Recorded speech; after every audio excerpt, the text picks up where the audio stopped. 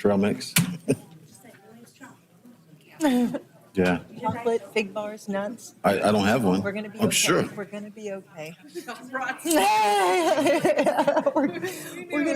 gonna be okay. It's gonna be okay. Yeah. No, you have to fake awake. You can't, yeah, you can't. All right, next time I'll put on makeup. I don't know. I don't know. Maybe just some lips. I don't know. Steph looks nice. Marilyn looks nice. You look nice. I look like okay, whatever. But most of the time I'm not. Thank you for coming this evening. I'd like to welcome you to Albany City Council meeting Wednesday, April 12th, 2023 at 6 p.m. We'd like to call the meeting to order, and please join me in the Pledge of Allegiance. Pledge of Allegiance to the flag of the United States of America and to the republic for which it stands, one nation, under God, indivisible, with liberty and justice for all. Different speeds. So, City Clerk, can you please do us a roll call, please? Counselor Montague. Here. Counselor Smith. Here. Counselor McGee. Here. Counselor Novak. Here. Counselor Newton. Present. Counselor Kopczynski. Here. Mayor Johnson II. Here. Today, our third agenda item is proclamations. I have to read both. Crime Victims' Rights Week, April 23rd to April 29th, 2023. Whereas in 1982, the President's Task Force on Victims of Crime envisioned a national commitment to a more equitable and supportive response to victims, and whereas this commemorative week of celebration it celebrates the energy, perseverance, and commitment that launched the victims' rights movement, inspired its progress, and continue to advance the cause of the justice for crime victims. And whereas the rights of crime victims are best protected when all participants in the criminal justice process, not only victims, are appropriately informed and educated about victims' rights. And whereas honoring the rights of victims, including the rights to be heard and to be treated with fairness, dignity, respect, rebuilds their trust in the criminal justice system and social services systems. And whereas victims should be able to find support, recovery, justice, and a sense of hope for their future. And whereas National Crime Victims' Rights Week provides an opportunity to commit to offering accessible, appropriate, and trauma-informed services to all victims of crime. And whereas the City of Albany is dedicated to strengthening victims and survivors, building resilience in our communities and our victim service providers, and bringing hope and healing to all victims and survivors. Now, therefore, I, Alexander D. Johnson II, Mayor of the City of Albany, do hereby proclaim the week of April 23rd, 2023 as Crime Victims' Rights Week in the City of Albany, Oregon. And I encourage all residents to join in this observance. I witness whereof I hereunto set my hand and cause the seal of the City of Albany to be affixed this 12th day of April 2023. Alexander D. Johnson II, Mayor. Arbor Day, April 28th, 2023. Whereas Arbor Day was first observed in 1872 with the planting of more than 1 million trees in Nebraska, and is now observed throughout the nation and the world. And whereas Albany's urban trees grace our city streets, parks, and open spaces, provide shade and habitat for wildlife, improve air and water quality, increase property values and economic vitality in business areas, and contribute to the sense of community pride and ownership. And whereas through the cooperation of all residents of Albany, the benefits of tree plantings in our community and surrounding forest lands can be passed on to vital natural resource to future generations. And whereas the City of Albany has been named a Tree City USA by the National Arbor Day Foundation for 29 consecutive years in recognition of our stewardship of Albany's urban forests. Now, therefore, I, Alexander D. Johnson II, Mayor of the City of Albany, Oregon, do hereby proclaim April 28th, 2023 as Arbor Day in Albany, and encourage all citizens to take time to appreciate and care for Albany's urban forests and to participate in activities celebrating the community's commitment to trees. In witness whereof, I hereunto set my hand and cause the seal of the city of Albany to be affixed this 12th day of April 2023. Alexander D. Johnson, second mayor of Albany. Thank you very much. Next, we have a special presentation. Every Child, Jen Connor Barber, Executive Director. Please join us at the table, please. Hey, everybody. Please So, I'm wait till speaking to the microphone. so my name is Jen O'Connell Barker. I think we had a little typo, but it's totally fine. My assistant director, her name's Jennifer, so I go by Jen, so there's a little less confusion. But I'm coming representing Every Child, Lynn, Benton, and Lincoln this evening. Our organization works in partnership with the State of Oregon Child's Welfare System Our organization works in partnership with the State of Oregon's Child Welfare System. Our goal is to help with recruitment, retention, and really truly overall support for children and families experiencing foster care. So on the screen, if you can see it in front of you, I have some numbers. This is from, all the numbers in there are from the Oregon ODHS Child Welfare Data Book. They're a little bit dated, but they're pretty much the same. You can see on the screen that we have Lynn, Benton, and Lincoln County, and that's the counties that we serve. We had 2,478 assessments made. And not every one of those assessments that are made mean that a child is taken into care. But it was a hotline phone call and some investigation was done. So that's a lot. From those assessments, there was 479 kids that came into care. And then we have 251 certified foster families. That number actually, I just found out today, has gone down to 218. And so when you look at that number of 479 kids in care, 251 families, it doesn't seem terrible, right? Like you're like, everybody could take a couple of kids, it wouldn't be bad.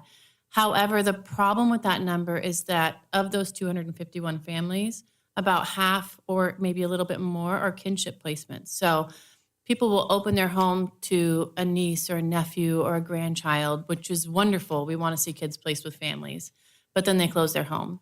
And so my family, personal story, just took in 2 more kids. So we have 8 children in our family right now this last Saturday. Because when we got the phone call Friday night at 5 o'clock as the office is shutting down, everybody has said no. And we're at the bottom of the barrel. So I've been fostering for 15 years. And the child welfare staff here in Lynn County knows, like, okay, if we have to call Jen's family, it needs to be desperate and serious. So we took on 2 more kids because we can't say no. Oftentimes I tell people, it's like when you open this door and you see the crisis that's behind it with foster care, you can't just close the door and be like, I didn't see that. That's not actually happening. So my goal as the executive director with Every Child, Lynn, Benton, and Lincoln is to work on removing barriers for people to be able and willing to say yes. There are lots of people who can't take children into their home, and that's okay. Not everybody's called to be a foster parent, but there's something that everybody can do. So with Every Child, Lynn, Benton, and Lincoln, we offer a lot of different events and programs that will help with retention of our current foster families. One of those events is Foster Parent Night Out. And so, or we call it FP&O. So we launched 3 new FP&O sites in the early beginning of 2023. We have a site in Albany, a site in Corvallis. We now have a site in Newport, which is really exciting. And we have a site in Sweet Home. And we're always looking for volunteers that are willing to commit. It's about 3.5 hours once a month on a Saturday night, where foster families can come and bring their kids, adopted, bio, foster kids, all the kids in their home, and it's a guaranteed place where they can have a little bit of respite. We always joke they can go out on a date night, or they could go home and take a nap, whatever they want to do. But that's one main thing that we offer to families to help support them so that they can continue doing the job that they're doing. We also do several other things. On the second slide, we talk a little bit about some of the programs that we offer. So tangible needs is a big portion of what we do. Welcome boxes are created by faith communities, business partners, and they're shoebox size boxes that have different things that go in them. Always a flashlight or a night light for kids when they're coming into care. We don't want them to be afraid in their new home. Usually things that will entertain them. Sometimes workers can pull these out if kids are waiting in the office and waiting while they're looking for a placement for these kids to go to. Or we just really like every child that comes into care to have a welcome box so that when they're going to their new placement, they have something that's theirs. So that's one of the things that we offer as far as the boxes. We do launch boxes. Those aren't used as often, but they're still really great. I have a foster daughter who's almost 20. She chose to stay into care, and she just got keys to her very first apartment yesterday. So I went and got her a launch box, which is filled with things like bathroom towels, soap, a gift card to local stores, pots and pans, things that get them set up for their first apartment. And then our biggest thing that we do is meeting emergency needs. So remember when I said we try to remove barriers for people when they can say yes to adding children to their family. That's what the emergency needs comes in as. I was talking to a local foster parent last month. We were just doing a little interview, and she said, I asked her, I said, what would you say to people if you were looking back now, like 3 years ago, and you could tell yourself, 3 years ago, this is what I've learned. And she said, I'd ask for more beds. So beds is a big thing that we provide.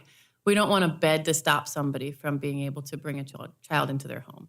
And so we do beds, car seats, summer camp fees, you name it. If it's in our budget and we can afford it, we will happily do it.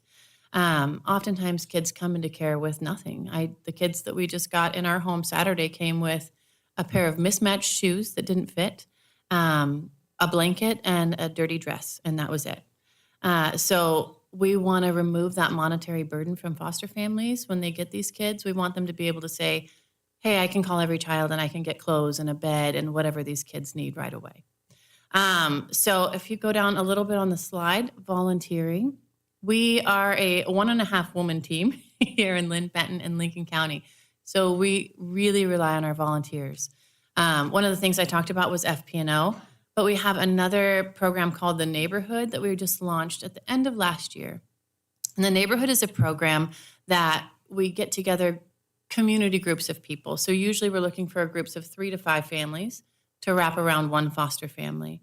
They commit to 6 months of just really loving on that family, bringing them a meal once a month, doing a random act of kindness, and whatever else they see that family needs. We just want our foster families to be seen and felt and heard and know that they're loved. Service projects, we have a lot of one-off events. Right now once this rain lets up, it looks like the sun actually came out. We're going to plan a day probably in June or July where we can have people come to the ODHS Child Welfare parking lot and just clean out the cars and take the car seat covers home and wash them and return them back. And so lots of different service projects. We offer DHS staff appreciation once a month to all 3 counties. These people have a really hard job. And so we like to go in once a month and offer some sort of hospitality. That could just be pastry and coffee. It could be lunch. It could be raffle baskets, whatever our team decides. But that's all volunteer driven. All right, you can go down on the slide. And I'm trying to watch my time here.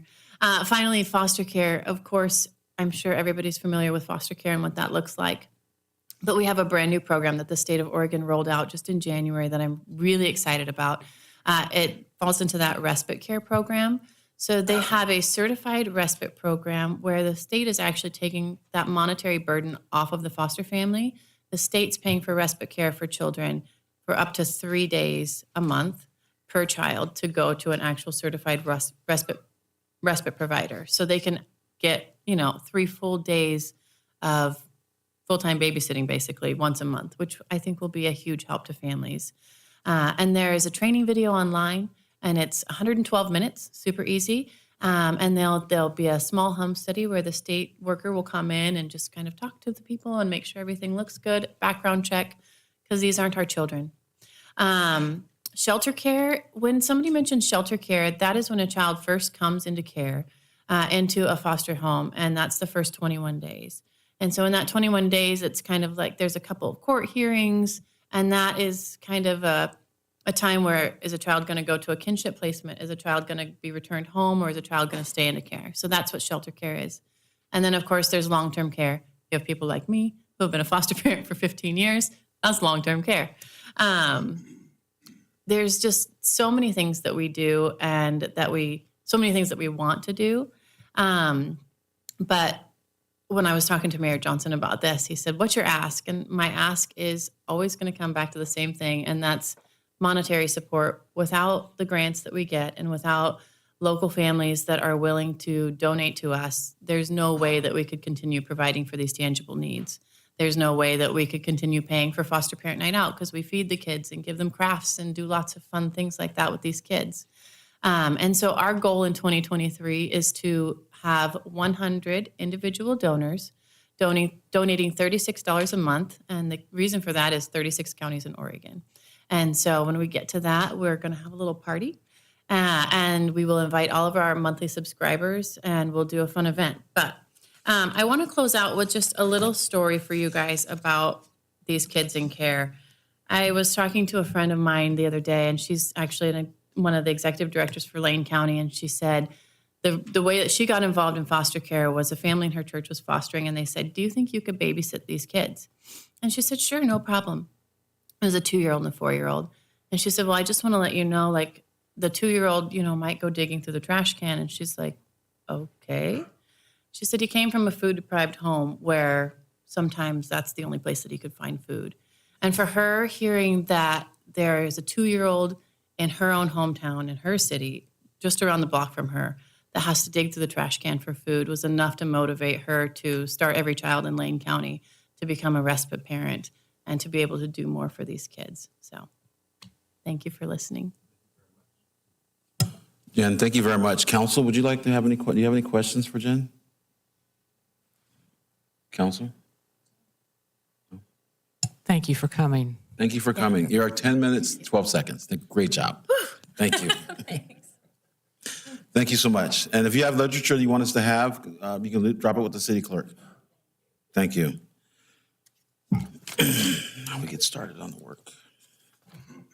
Next on tonight's agenda is a legislative public hearing regarding the East Albany Area Plan, proposed amendments to the Albany Comprehensive Plan text and map, zoning map, and development code as described in planning files Charlie Papa 01-023, Zulu Charlie -0123-02-22. The applicant is the City of Albany Community Development Department. I call to order this public hearing and state at 6:16 p.m. If you wish to testify, there'll be 2 options available, which were described in the council agenda and the notice materials. At this time, I will call for a reading of the meeting procedures by the Comprehensive Planning Manager, Ann Catlin. Thank you, Mayor. Can you hear me okay? For those wishing to testify, please be aware that you must raise an issue with enough detail to afford the council and parties an opportunity to respond to the issue if you later want to raise that issue on appeal to the Land Use Board of Appeals. Testimony and evidence must be directed towards the approval standards and review criteria in the Comprehensive Plan and Development Code, which you believe apply to the decision. If additional documents or evidence are provided by any party, the City Council may allow a continuance or leave the record open to allow the parties a reasonable opportunity to respond. At this time, I will call for a staff report by Project Planner Ann Catlin. Thank you. I am Ann Catlin. I work in the City Community Development Department, and it hasn't been just me working on this project, but I have Ron Irish here and Matthew Ruckers, as well as consultant Matt Hasty with MIG. He's the project manager for a consultant team that's been working with us on this project over the last 18 months or so. So trying to get my stuff to, let's see here. Okay. So why are we doing this plan? Why are we doing this now? Many years ago, I think 2019, we applied for a grant from the Transportation Growth Management Program so that we could assess both land use and transportation needs in the area east of Interstate 5 in our urban growth boundary, which is shown with the pink line. The boundary around the area in pink is our urban growth boundary, and the, might be hard to see, but the dotted black line is the current city limits. So there's a lot of land in this area that is outside of the city limits. And right now, The comprehensive plan doesn't provide certainty for the types of development that would occur there, and we can't adequately plan for sewer, water, infrastructure, and streets. So another issue in this area, reason for this plan, is that we have very little connectivity, especially north-south and east-west in the project area. Very few safe walking and biking areas. So there are a lot of needs out here, and we haven't really looked at this area for more than 20 years. So I hit on a few of the plan elements, but we're looking to set a framework for guiding future development that will have more diverse neighborhoods, that will be accessible and connected to our city services. We need more land for employment. We need commercial services in this area. We'd like those to be walkable or bikeable to residents in the area. We hope to see a connected trail system using our greenways and corridors and mixing those in with some facilities in the right-of-way. And we hope that this area will support multiple modes other than just the automobile to get around. And we are trying to plan for additional park facilities and working with the Parks Department.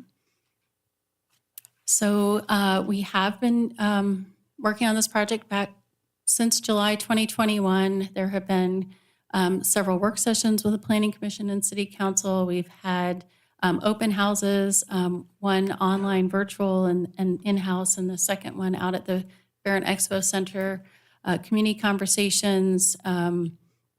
We have been trying to meet with property owners, lots of one-on-one meetings with property owners up until today. So we have been trying to follow the required public participation process and exceed that. So the image that you see on the screen is essentially the preferred, well, it is the preferred land use plan. And you can see that the areas that we focused on for planning are the areas that are colored. The areas that are not colored, we really, they're already developed or are down the road. So we were looking at where can we provide more employment, increase housing variety, and trying to locate uses that have maybe more trips and intensity along our major corridors, planning for those major corridors. One of the reasons for this plan that I haven't mentioned yet is that eventually the interchanges in Albany, both the one with Highway 20 and Knox Butte Road, will be improved, the I-5 interchanges, and those will trigger some changes to the transportation system. And it's important for us to plan now for those changes. And so a lot of the, some of the proposed streets that are shown on this plan, and I'll have another map here in a minute, have been anticipated since we knew that these interchange improvements were coming, actually back to 1997. So while we are showing some connections, not all of them are new, but we're trying to, again, plan ahead for change. This is just a fun schematic that sort of shows what the area might look like down the road. So one of the things that we do when we are looking at these plans, of course, we analyze existing conditions, but we have to follow all of these statewide planning goals and ensure that we're complying with statewide planning goals. One of those is Goal 5, trying to protect open spaces and natural resources. And we started with where are wetlands, floodplains, riparian corridors, steep slopes, and we looked at where those were located and tried to ensure that we were planning around those areas and protecting the most significant ones. We are hoping that the riparian corridors will become amenities in this plan and will provide an off-road connection throughout the plan area. Goal 9 is the economy. We are looking at adding opportunities for jobs, and we have a proposal to create a new employment comprehensive plan designation and a zone that would allow for a mix of offices as well as industrial uses. These are just some images of the kinds of development that you might see out there. We are also creating more opportunities for commercial and retail. Goal 10, housing.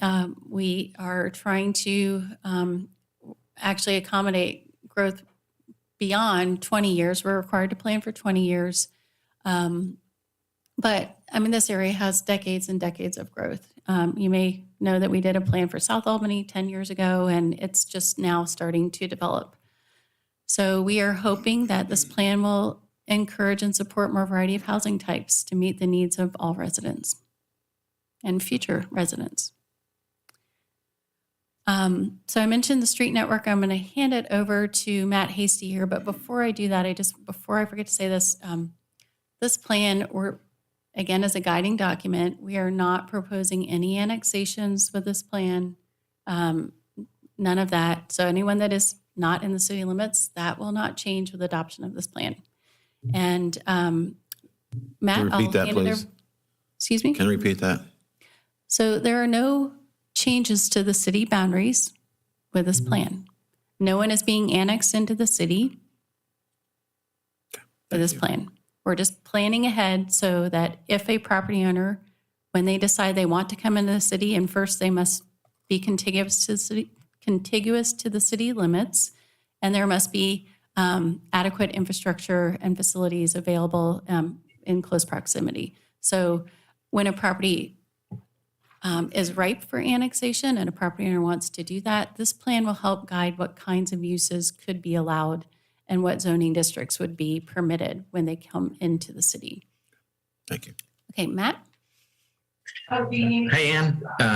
Thanks, and hi, council members. Thanks for having me this evening. So I'm going to talk a little bit about the transportation system improvements that we're recommending in the plan, as well as water, wastewater, and stormwater improvements. I'll build on some of the things Ann said.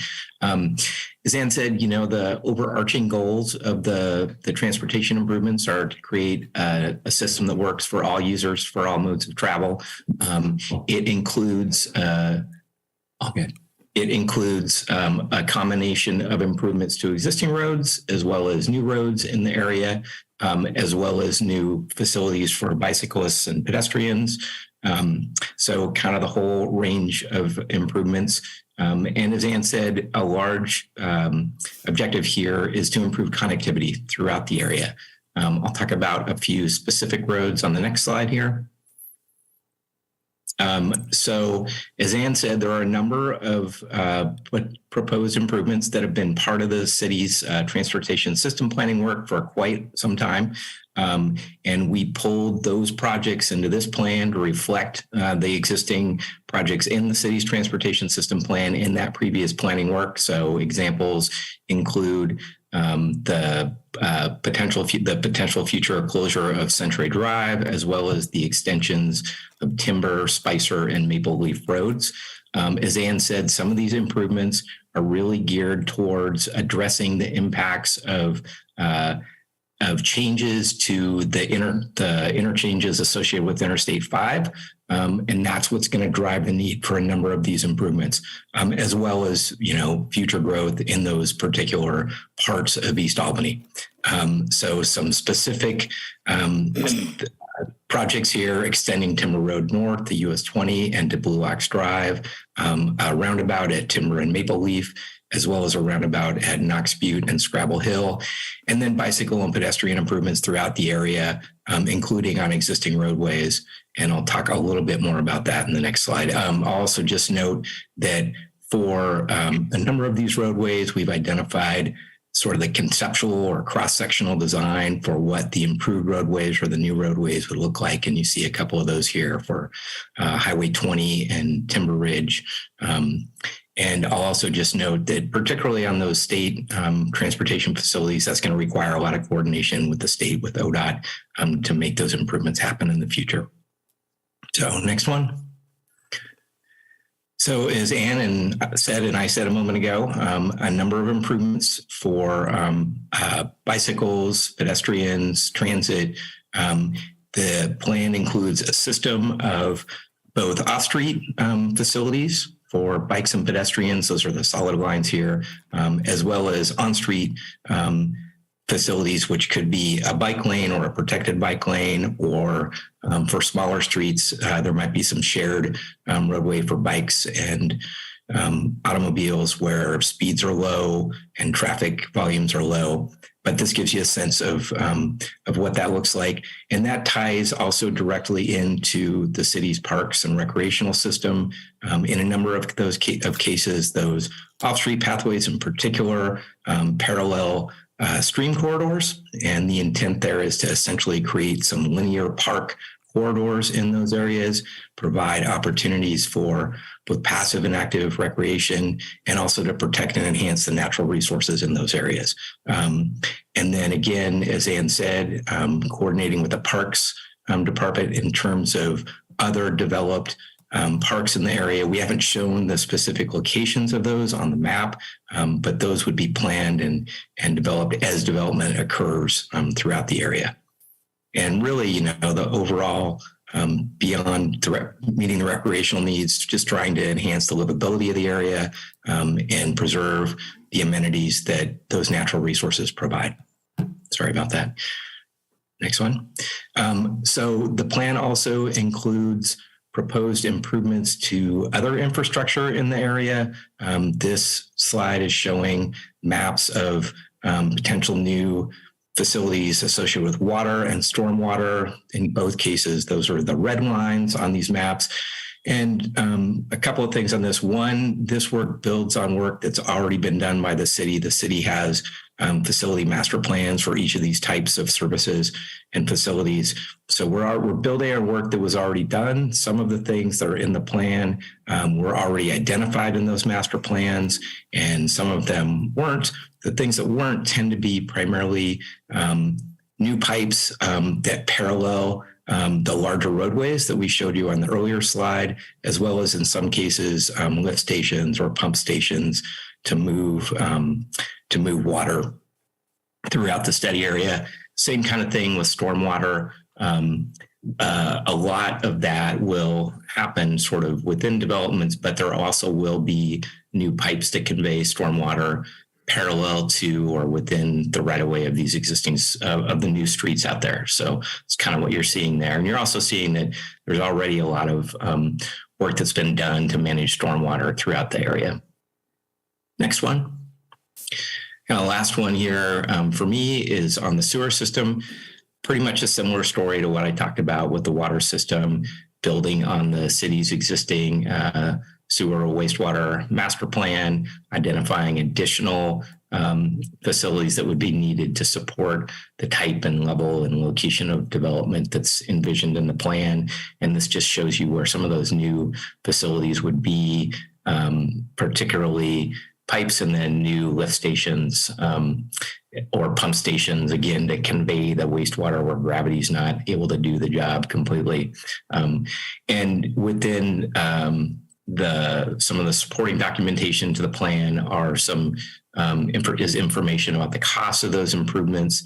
And ultimately, as a follow-up action to this planning process, the city would end up going back and looking at some of those facilities plans, looking at costs and looking at the city systems development charges to update those as well to address this. I think that's the last one for me, and it's back to Ann. Thank you. So in addition, so what we're proposing eventually is that the East Albany Area Plan with the guiding document be adopted into the comprehensive plan, which is the long-range plan for the city. It is our guiding document.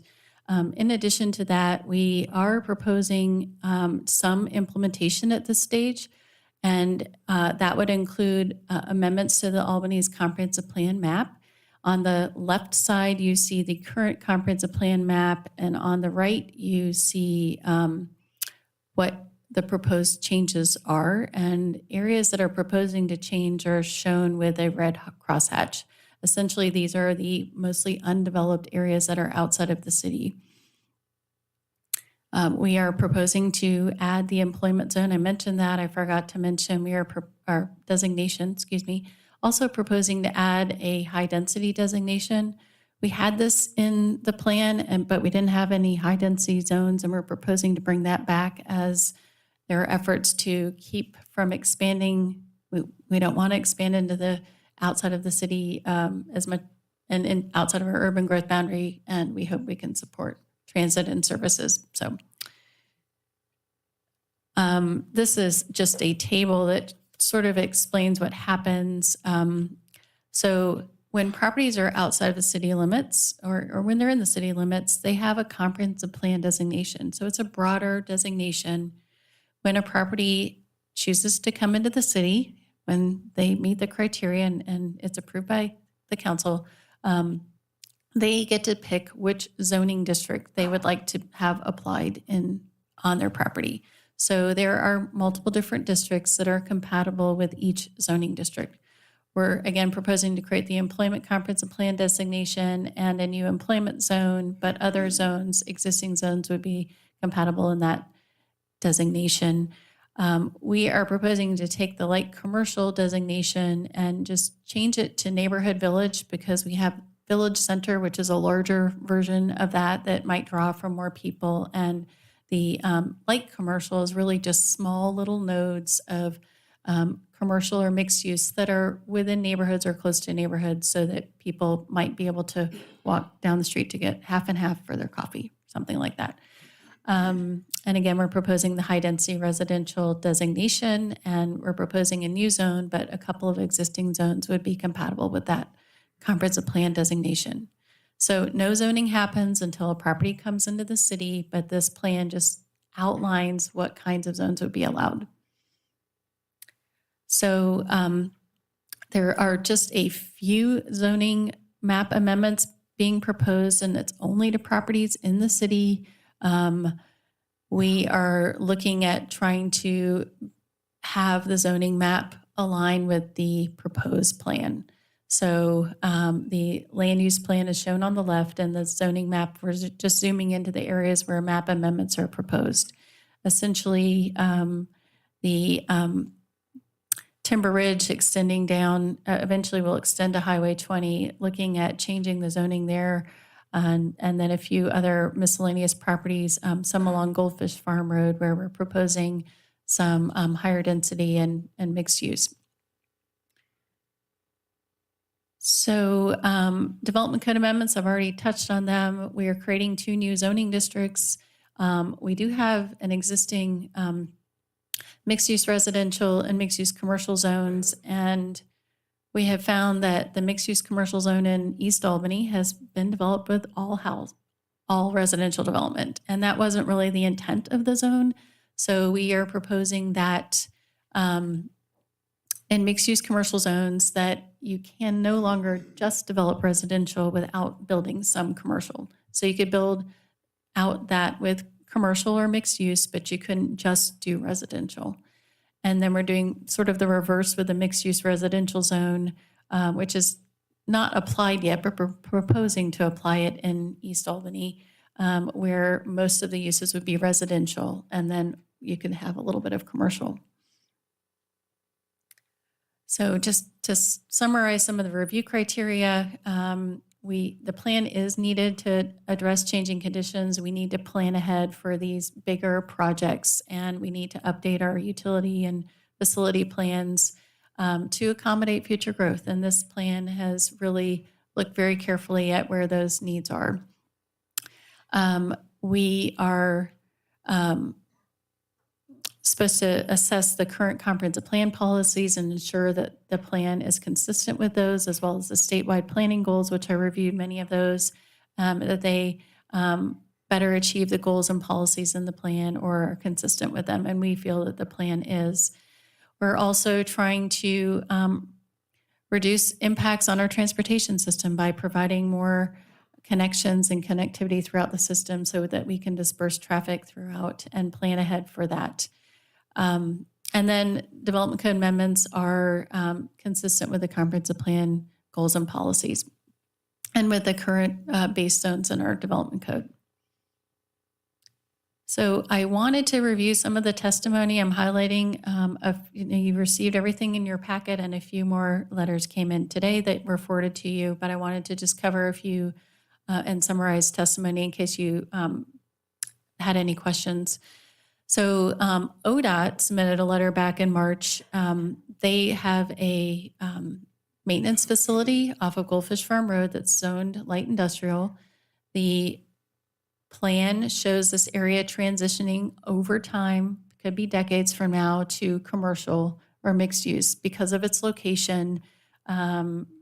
This is a proposal, and I'm not zoomed out into the larger map, but if and when Price Road needs to be rerouted because of the interchange, we think that this is a good idea. Anyway, this is a proposal to, rather than changing part of the property to community commercial, we are proposing that the full property be zoned community commercial and not a combination with mixed-use commercial, which was what the initial proposal was.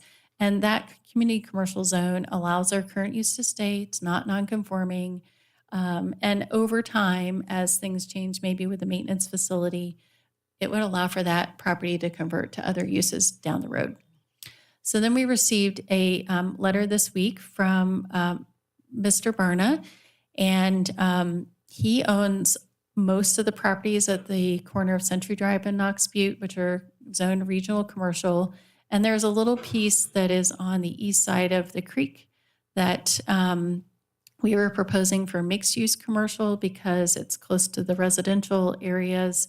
And he is requesting that we just consider, rather than regional commercial for that remainder property, which is going to be very small, that it be community commercial, which will allow for smaller scale uses rather than regional draw uses. And staff is supportive of this change, but I wanted to highlight that request.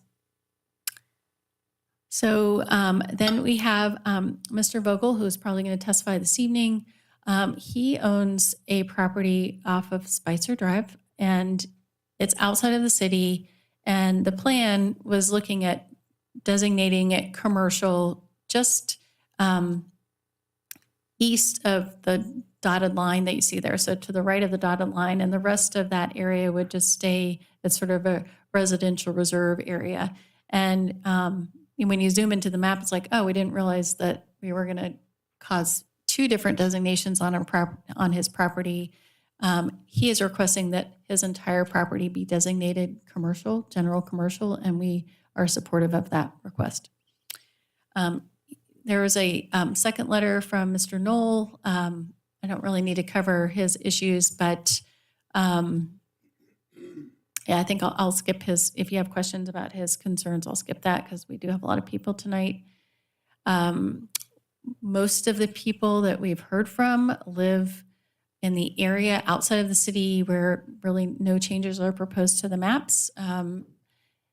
But for a long time, there has been a plan for Spicer Drive to extend over to Timber Street. And Timber Street is proposed to connect over. And on the right-hand side, you can see the alignment that's in the current transportation systems plan that shows the Timber Street roundabout intersecting with Spicer and then connecting up to Timber Street. Maple Leaf is also proposed to connect to Timber Street. The only new thing that this plan is proposing is that there be a roundabout where all those streets connect. And again, these connections are already in the transportation systems plan, but the intersection of what type of whether it's a signal or what is not specified in the plan. So we're proposing a roundabout. So these roads are not shown on the plan, and they're purposely not shown to be specific alignments. We're showing that there's a connection between point A and point B.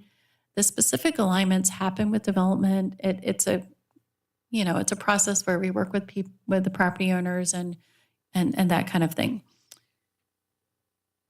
So there was one other letter that actually just went to Ron Irish, but it was related to an interchange that's in our East Albany plan. I included it in your packet, and it's just about the concerns of safety at the Knox Butte Interstate 5 interchange, and especially about the northbound on-ramp from the Pacific Boulevard.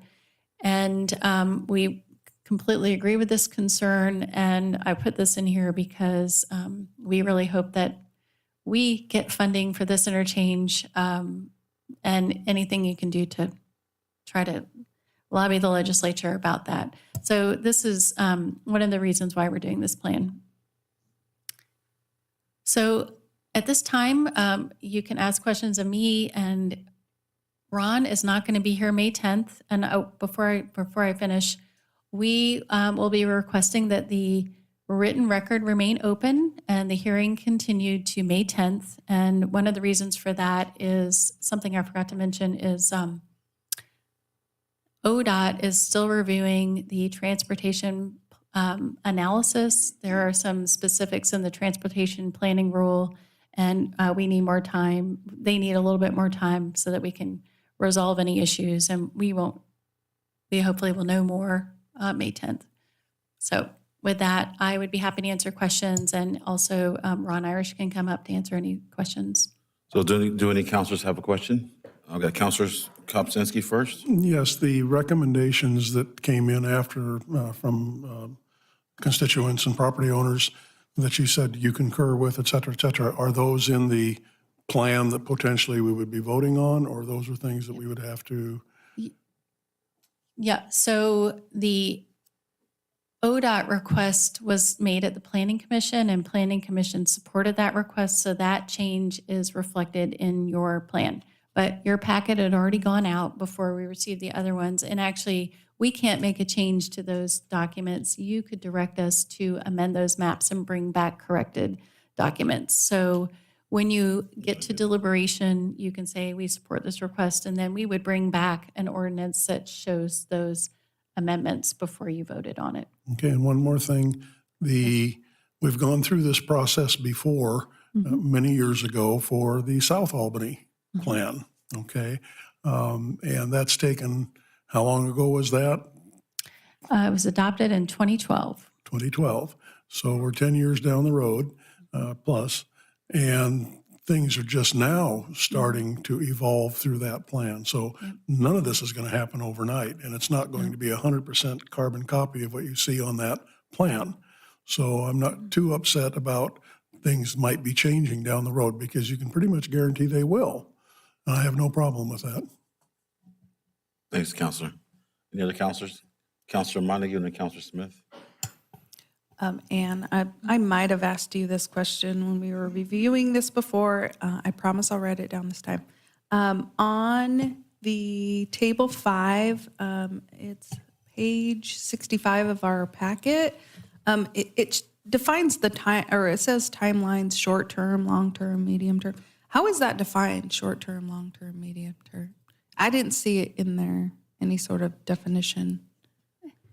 Well, we're looking at short-term. I mean, we didn't define short-term or long-term, but I would consider short-term to be within 5 years, and medium-term to maybe be 5 to 10, and longer-term to be longer-term. But we're really just trying to show the different actions that we need to start thinking about. And of course, some of those might happen right after this. One of those is we need to update our transportation systems plan with the proposed changes that are shown in our in the East Albany area plan. Did that answer your question? Yes. Okay. Counselor Smith. We received a number of letters and other comments related to public notice, the Measure 56 notice in particular, from residents of the area who did not know that this had been underway for the last 2 years. Can you address that? Yes. So our initial outreach efforts focused on larger properties with development potential because we were anticipating map amendments. We've developed a project list. I've got over 200 people in an email list. We have used social media. We've heard from a lot of property owners, but there are so the Measure 56 notice is only required to be mailed to property owners where there is a zoning map amendment or a comprehensive plan map amendment. So not everybody received that letter in the mail. We did mail postcards to every property owner in the district of this hearing. That was not required, but we wanted to do that. Anyone that testifies and has submitted written evidence, they are allowed to appeal the decision. So You probably don't want to send a measure. I mean, the Measure 56 notice is really just a notice that we are changing the zoning. Now, a lot of property owners that live near the Spicer Road connection are concerned because they are seeing that connection on the map. But we're not changing anything with this plan. That connection is already addressed in our current transportation systems plan. So to get back to Councilor Smith's question, we did provide notice according to state law to the property owners that were required to get that notice. And we then mailed postcards to everybody else because we wanted to make sure that even though a property owner's zoning or comprehensive plan designation may not be changing, we wanted property owners to know what was going on.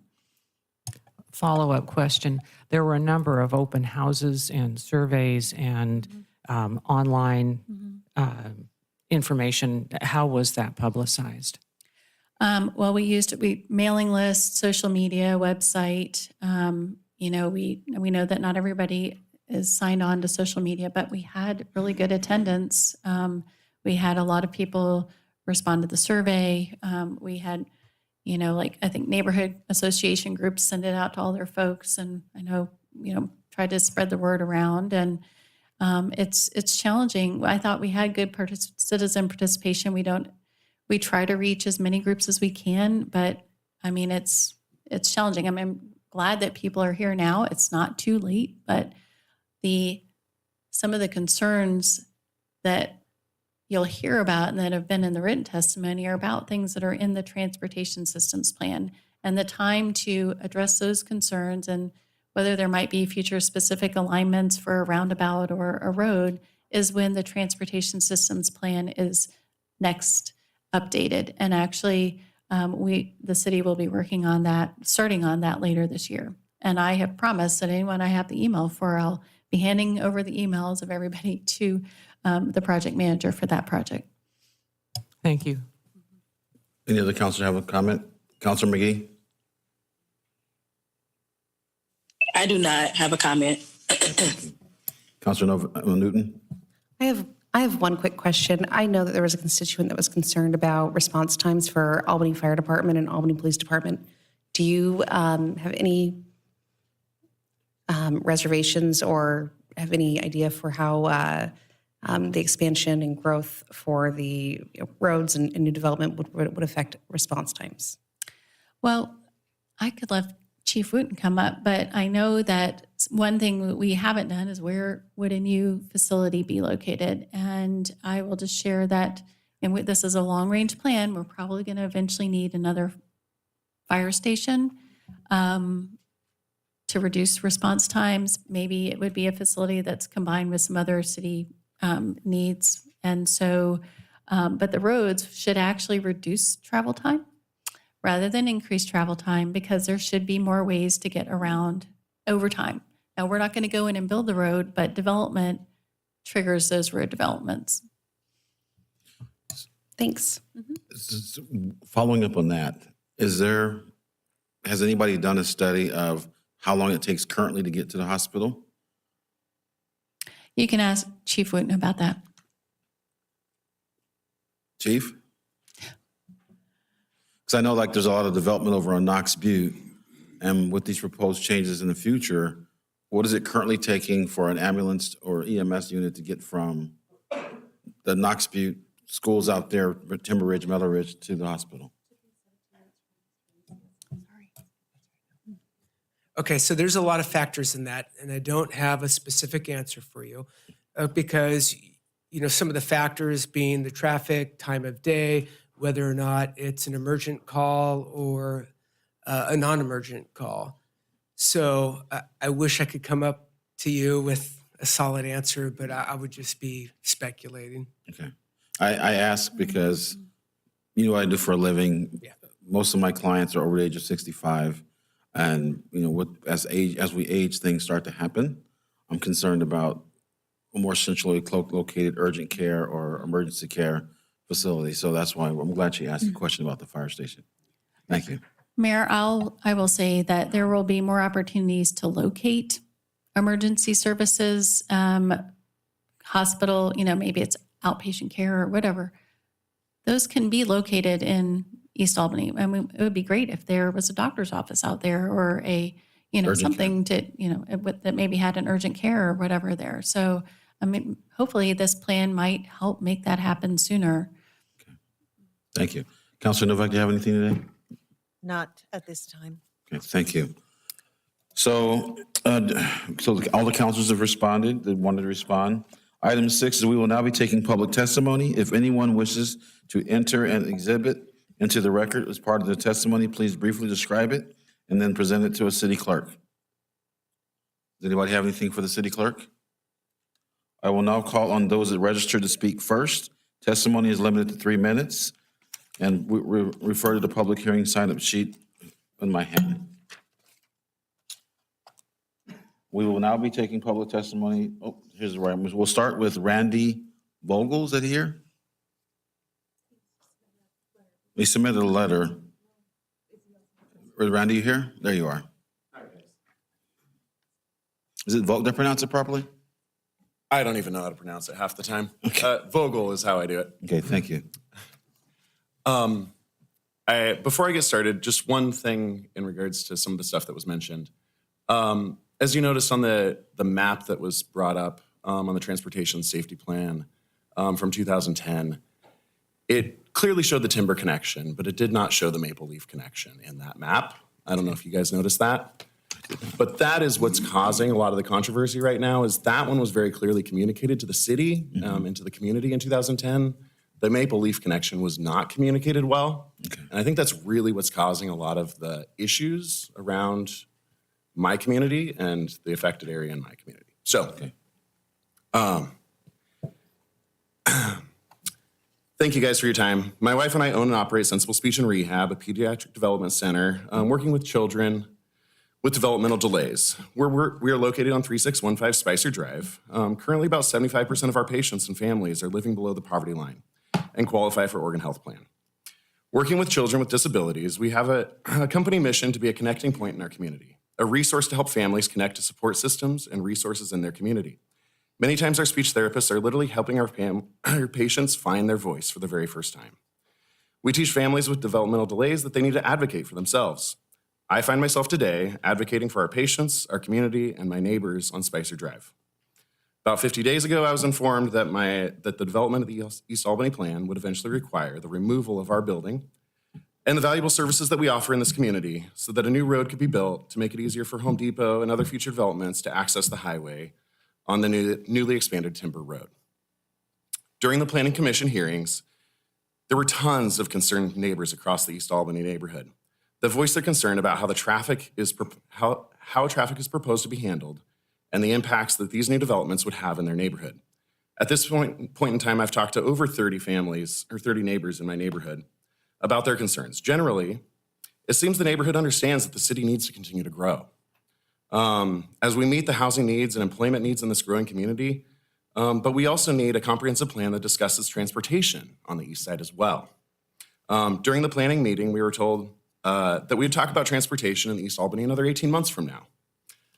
But we must vote for we must vote for denser zoning now, and then figure out transportation later. That's not acceptable. This plan will lead to wasted government money, failed developments, and unintended consequences. Each of you ran on bringing sensible policy to Albany. Many of you ran on modernizing the city and bringing new industry. All of you ran on supporting small businesses. This plan destroys many great established small businesses in this community, including mine.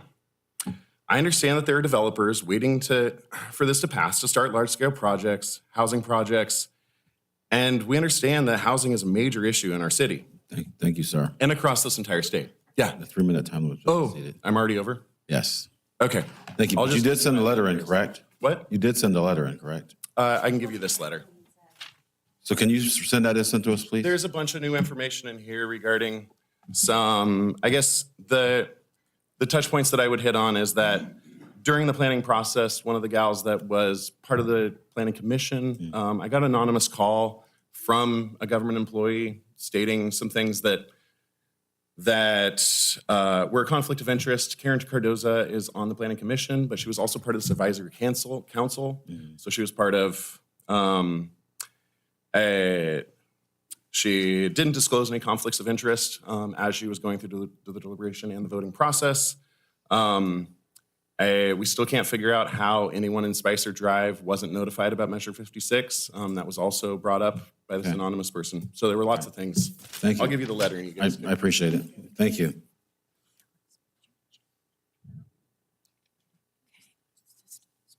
Okay. Thank you.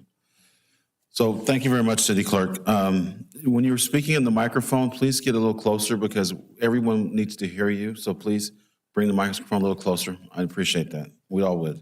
Thank you. Next up is Lisa Gomez.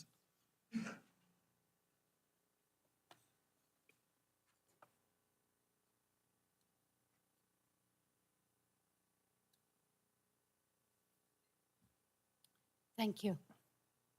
Go ahead. Get closer. Yeah, we can bring it towards you. Okay, is that better? Perfect.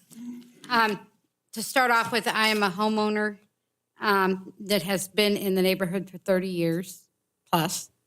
And I am not on Spicer Drive, I'm on Grand Prairie Road.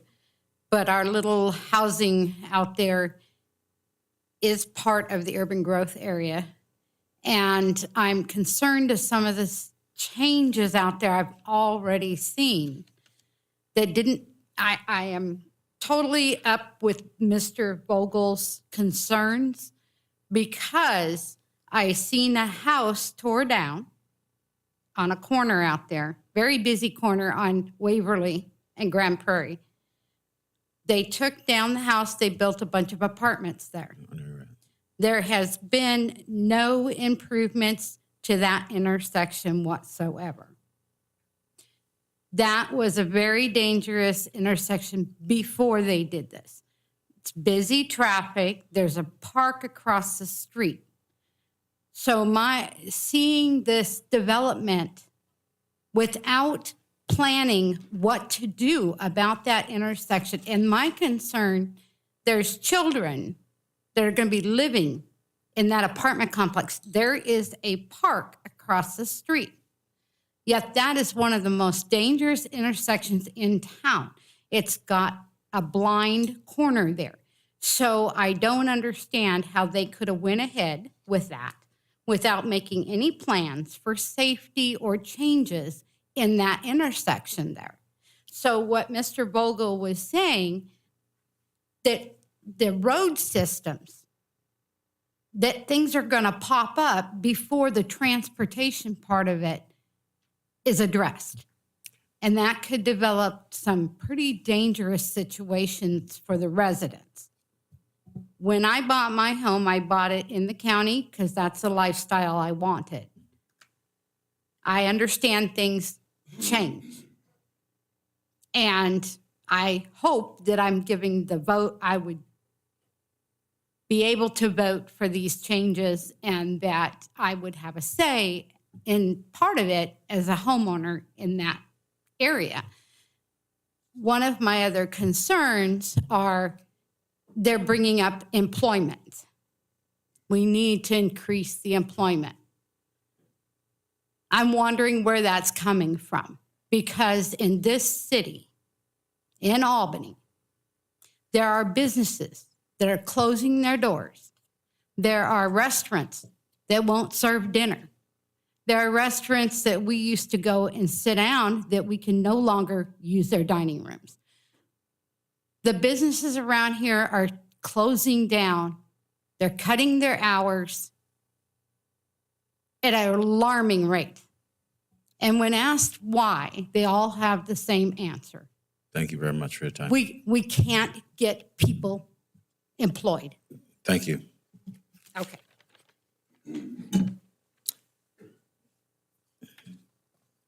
Next up is Naomi Zwerdling. Did I spell that properly?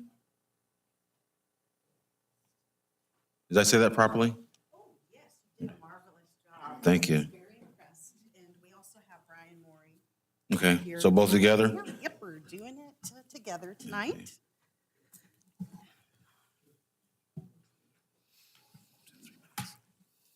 Thank you. I'd start talking before he starts the clock. Oh, excellent. Okay, I'm Naomi Swerdling, and I work with the Oregon Department of Transportation. I'm Brian Morey. I'm Brian Morey. I'm the District 4 Manager for the Oregon Department of Transportation, Microphone. which includes Lincoln. Pull it towards you. I'm the District Manager for ODOT in District 4, which includes Lincoln County, Benton County, and Lincoln County and Lincoln County. Yes, and we're here tonight to talk about ODOT's maintenance facility property located at 1100 Goldfish Farm Road Southeast. And the property is currently zoned light industrial, and the proposed zoning on the property is community commercial.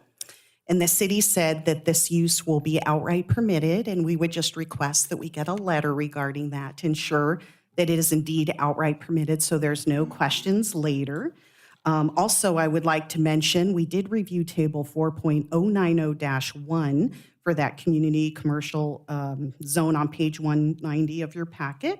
And we noticed there are regulations that will be occurring when this zone change takes place, and that comp plan zone change will take place very quickly on the property. We're located within the city limits, and it's going to be a change from light industrial to community commercial for building size, height, lot coverage, open space, outdoor storage. And in addition, there is an extension of Blue Ox Drive that's shown through the middle of the ODOT property, and it is not in the current transportation system plan. So we hope that that particular location can wait until you do your TSP. Makes more sense to go through the northern part of the property because there's actually going to be setbacks from that particular item. And I would like to mention as well that this is a highway trust fund property, and ODOT has the fiduciary responsibility to the state of Oregon to use their property for the state of Oregon. So it is not a good use to put this road right through the middle of the ODOT property to give that to the city. And the importance of this is greatly exemplified, and Brian will speak to this, is it would cost $40 million for us to relocate that facility, but that road going through, it would actually diminish the site in regard to being able to use this for the greater Albany area in regard to maintenance and operations. And I will let Brian speak to that. Yeah, currently that facility houses bridge, road, sign, signal, and maintenance personnel that respond to all areas in the state highway system within our area. With the road running through that facility, we will not be able to perform those activities as we currently do. We won't be able to have the opportunity to maneuver with new technology in the future, such as new de-icer technology, new salt de-icer technology, or the different things that change within our line of work that require new facilities, bigger facilities, potentially different uses of that property.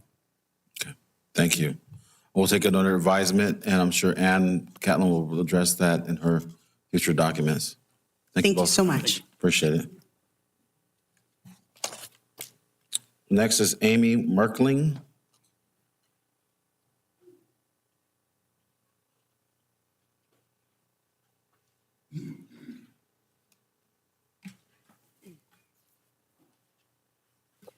Good evening, councilors and mayor. My name is Amy Merkling, and I live on Spicer Drive, and I have submitted Amy, please pull the mic. Thank you. comment already. But I feel that it's important that you see the face with the residents that these plans will affect. So I did, the lack of communication on this project has left me and my neighbors extremely frustrated. This is the first time that any of our neighbors have heard of this proposed street change. We were told that it was included in the 2010 Transportation Systems Plan. I'm referring specifically to the Maple Leaf connection between Spicer and Timber. But we've lived there for 15 years and other neighbors longer, and no one was notified. I know that the ballot measure 56 was already touched on, but I feel like there's been a lack of transparency even in past plans, letting us know. I understand there was a mix-up with some postcards in that, but as Mr. Vogel stated, he was the only one in our neighborhood that received that notice of public hearing. However, this proposed plan will have a negative impact on all of our lives and potentially our property values. It states in the comprehensive plan for land use planning and development that the number one goal for Oregon statewide planning is citizen involvement that ensures that local citizens and other affected groups, neighborhoods, agencies, and jurisdictions are involved in every phase of the planning process. I understand that our properties are outside the city limits. However, the city is making plans and seeking approval from the city council on projects that have significant impacts on our properties, businesses, and families. The city council does not represent us. We do not vote for the members that serve on this council. So I feel that the city has a greater responsibility to ensure those residents outside city limits that are directly affected by city projects are informed early on in the projects and often for the duration of these projects. These relations are vital to a healthy community and a positive partnership now and in the future. The lack of communication and transparency only creates a distrust amongst the residents in the city. I'm concerned about the additional traffic that this will bring. We're a family with young kids, and that's a concern. Not only that, the increase in foot traffic that puts our neighborhood at greater risk for property crimes that have already been on the rise in the past few years. Not to mention that this proposal negatively impacts the small business that we've already talked about of Mr. Vogel that serves the vulnerable citizens of our community. And those are our children, giving more preference, it seems, to places like Walmart and Home Depot. So I believe that there are alternative transportation solutions that the city should consider that would have less of an impact on the residents of our neighborhood. And I believe that the Albany TSP should be updated and approved before you move forward with approving this East Albany plan. So thank you for hearing our concerns, and hopefully we can work together in a way that will be a benefit to both the residents in the Spicer Drive neighborhood and the city of Albany. Thank you very much for that. Mr. Skip Mason, next up.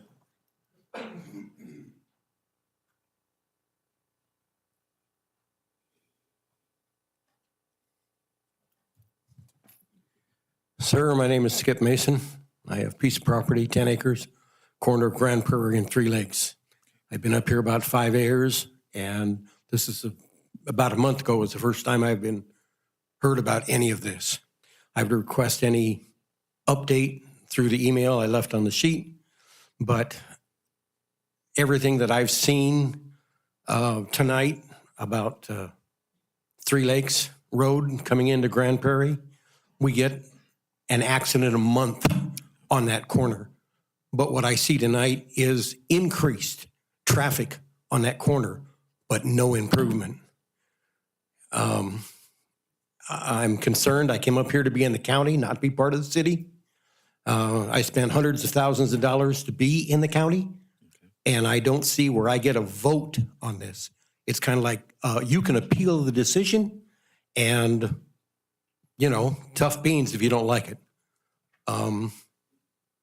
Couple other things. I don't see any benefit to myself. I've talked to my neighbors.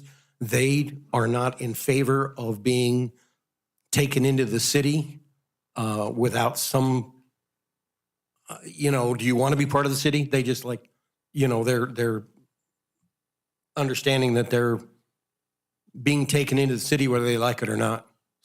Sir, I don't think you have to request to be brought into the city. Pardon? You have to request it, correct? Yeah. You have to request to be brought into the city limits. Anyway, the road, I don't see, I'm against my property being taken in, and I would request that the property from between Three Lakes and I-5 be excluded. It'll save time and energy, and I don't see the benefits of the plan that is currently being proposed, where it's going to help any of us in that area. So unless you've got something for me specific. So I do know, I believe I'm correct in this assumption, correct, Peter? That's correct. As Ann had said earlier, there is no proposal to annex any portion of the properties we're talking about. The property owners have to request to be annexed into the city. So we're not taking anybody in unless they want to be. And how long does that go? As long as you own that property. Can I sell it as ag property when I Correct. I don't do land use. You'd have to ask for it to be annexed. Yes. What about if I sell it? You sell it, and then the next owner would have to Do ask the for it. people that buy it from me, or is it automatically? No, they have to ask to be brought into the city. Okay. It's county property. It's county property. It's not our property. You'd have to request it. And even if you make, if you make the request, join the city, you have to be, your property has to meet the requirements, like be adjacent to the Yeah, you have to be right up against the city limits. So nobody that doesn't want to be in the city will be annexed into the city. All right. Thank you. Thank You're you. welcome. Next up is Loretta Jones. Am I reading this properly? Loretta Jones? Can somebody move that chair for her so she can? You sure? Pull it over. Oh. Okay, thank you. Bless your heart. Thank you. My name is Loretta Jones, and I live on Spicer Wayside. It's a little gravel road, and I have lived there 50 years. And I've been paying for maintenance on that road for 50 years. And I'm afraid that when this new plan comes in, we're going to get more increased traffic on our little road. And the people on there are mostly elderly on a fixed income. And sometimes they have a hard time paying for the rock, the oil, or the grading. So I'm asking you to look at that road to see if there's any way we can stop some of the traffic going down it. I don't mind progress. And 18th Street also is going to be a traffic increase. We have now races going down that road in the middle of the night. And we hear it.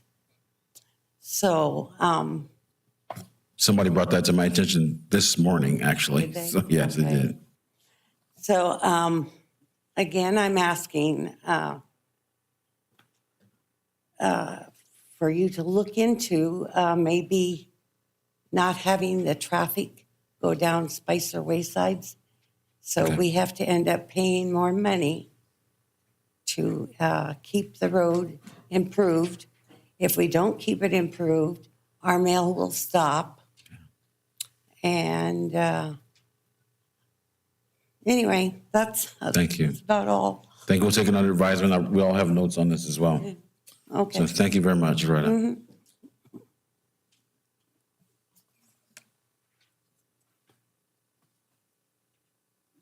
Is that Ron McDonald?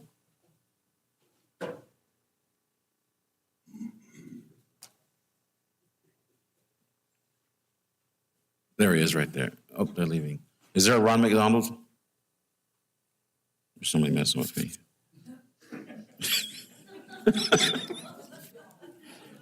I'm just saying. Mr. McDonald hasn't stepped up to the mic, so I'm going to go down to Nicole Marshall, okay. Thank you so much for coming up today.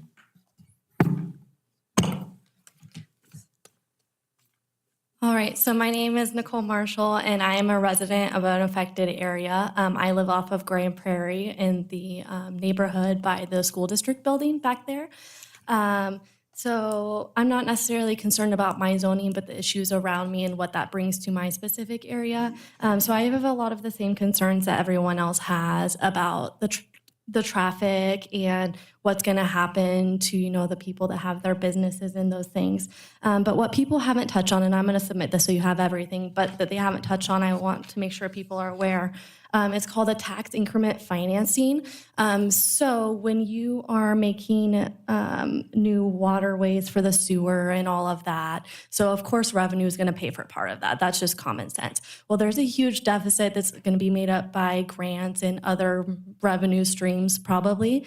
But that tax increment financing is what is concerning to me as well as the local improvement district issue, because we are a neighboring neighborhood that would benefit us. I just would hate to have that additional liability on taxes with already high property taxes. We live out of the city limits for a reason.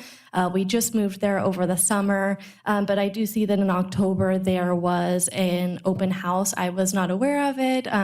Unless it flowed through osmosis, how are we supposed to be aware of these things? I haven't seen any public notice signs, which I've seen other places in town, like in town.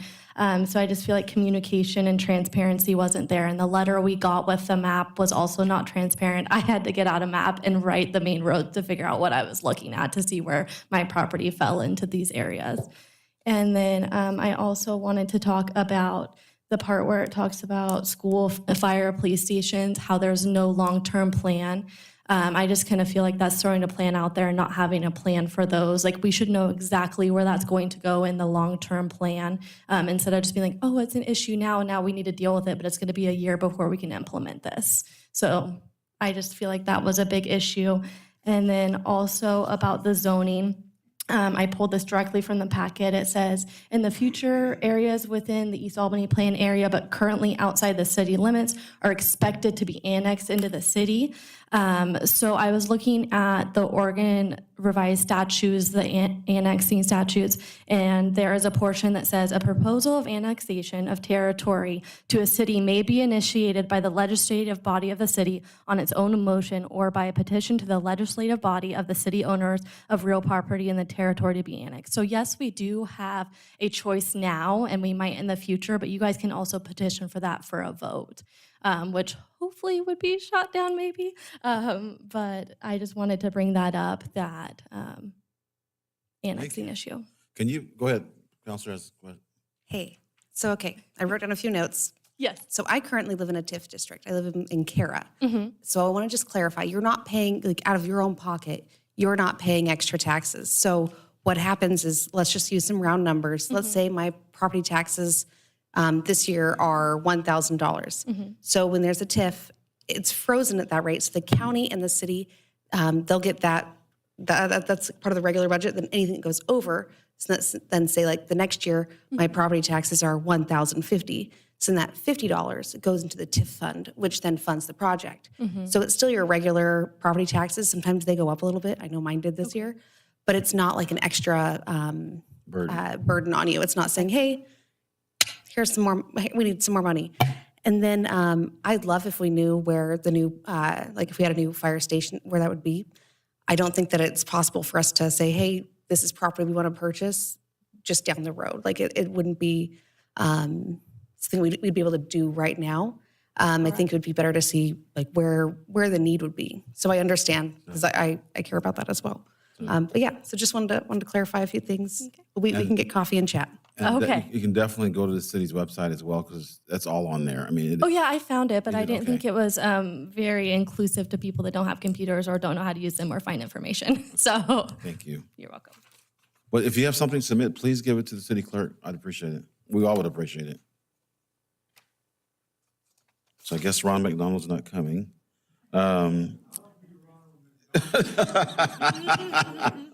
There'll be time. I might have to finish this first, then I'll start for people in the gallery, okay? Tina Ward lives on Wayside. Thank you for coming this evening. Thanks. Hi, my name is Tina Ward. I live on the corner of Spicer Wayside and 18th. I have a lot of the same concerns that others have. Number one being that I am what I consider to be sort of can't even say the word right now. Tech savvy. Thanks. There you go. And I was not aware either. And I think of any of this planning. I do understand the need for increased housing, as I have adult children who are struggling finding affordable housing as it is. However, I think that before you build a house, you need to build the foundation. And I am a healthcare provider, and so I understand that what I tell my nurses is you need to fly ahead of the plane. So you need to look down the road first before you start planning on where we're going to build the houses. We need to have the road transportation in line. Along with what my neighbor Loretta said, we do have a lot of elderly people, children, and my pets. Don't run over my cats.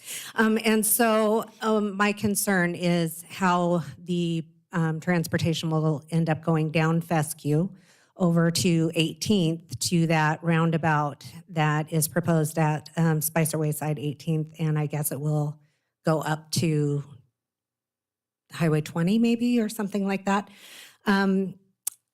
With that being said, if it's something that needs to be done, I would ask that maybe we consider along those areas where there are kids and elderly, especially that we have some of those speed bumps or something like that, which I don't like driving down those roads. I have those, but it will slow people down and defer some of the fast traffic. We also have a right on the corner of Rice Street and 18th is a school bus stop. And there is a nice enclosure for the kids, which is great. But these are also a mix of small children who typically will stay in the building where they're supposed to. High schoolers tend to not use it. But the middle school kids who, excuse the expression, their brains are still squishy. And so they will be right out in the middle of the road, and I've seen them do it, my grandson being one of them. So I would ask that we do something prior to start building to make sure that that traffic is not going to be an issue. Thank you. So my first residence in Albany was on Rice Street. Oh, there you go. Lived there for 5 years before we bought our home. Because I didn't know it rained this much when I moved to Albany. And I almost didn't stay. But yeah, we're looking at all of it. I know that Ann mentioned that the ODOT's still looking at the transportation plan. And so this is what we're doing tonight, the East Albany plan. It's future casting. We're looking forward. This is what it may look like, but it's not set in stone. But your feedback is wonderful, and we do appreciate it. Thank you. Thank you. Logan Asler? Uh-oh, you got a suit on. You're not an attorney, are you? Sorry, I just came from work. I don't talk to attorneys in public. Yep. So my name's Logan Asher. I'm a resident that lives on the south end of Goldfish Farm Road. I just wanted to register my comments that I also only heard about this project from the postcard, so I do appreciate those being proactively sent. I do wish something that could have been sent sooner as well, so I could have attended all the previous meetings leading up to this. Mostly, I just want to comment and say I'm just deeply concerned about the road that is going to connect Spicer and Goldfish Farm Road that I am now learning has been planned for quite some time. My concern is this neighborhood currently has no through traffic. Everyone drives very slowly, is very respectful for each other. And now I'm finding out that we are not only putting a connecting road from where people can get outside of town. I'm also going to be living in a place that is sandwiched between medium and high density residential areas, as well as an employment area, which is fundamentally changing the face and feel of my neighborhood. And I just want anyone that is involved in this project to consider that the people currently living here may not appreciate the sacrifice of our safety and security for convenience getting to Walmart and Home Depot. Thank you. Thank you very much for your input.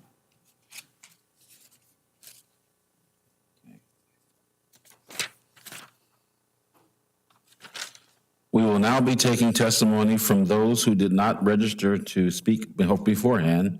If you would like to speak, please raise your hand, and if you are attending in person, if you're attending virtually, please turn on your camera and raise your hand if you're called upon. And if you are attending by phone, please unmute yourself and state your name so you can be called upon.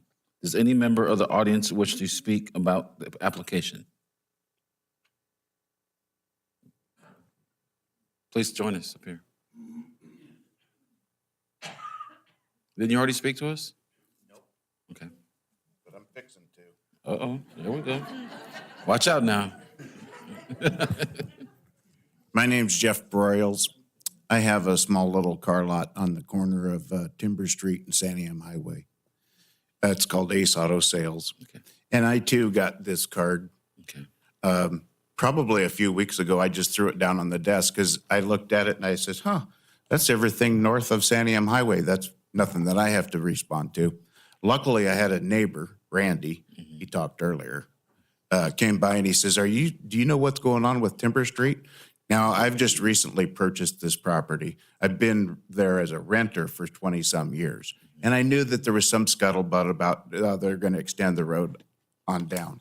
Well, he brought me a picture. And when I'm looking at this picture, you're taking about 1/3 of my property, probably the most expensive part of the property. Now, if you wanted 1/3 off the backside of it, we probably wouldn't have an argument. But the front side kind of makes a little bit of a difference. And then I see the rest of it, like RPM Electric's right behind me. And it looks like the sidewalk's going to come virtually right across in front of his door. And I see that there's nothing taken off of the neighbor to the east of us. It's all on our side. That was a big concern of mine. These proposals of the hiking trails or whatever you want to call it, where you're going to have bikes and all that kind of stuff. Well, that's probably pretty cool in California. But as you just said, as much rain as we get, how that seems to me like a waste of property, making bike paths and hiking paths and all this kind of stuff. So I'm probably a little late to the party, but I just want to put my 2 cents in there. Thank you, sir. That was good input. Well, and all this has been recorded and taken down for the public record, so. Yeah, it needs to be something more than this. This looked like a joke to me. So I'm hearing, I'm taking tick marks for theme as communications an issue, so. Yeah, and if it wasn't for Randy, I wouldn't even know. So it's Randy's fault. Randy's the man. You need another minute? No, we appreciate you, Randy. Thank you. Anyone else who would like to address the council for 3 minutes? Please come on up regarding the plan.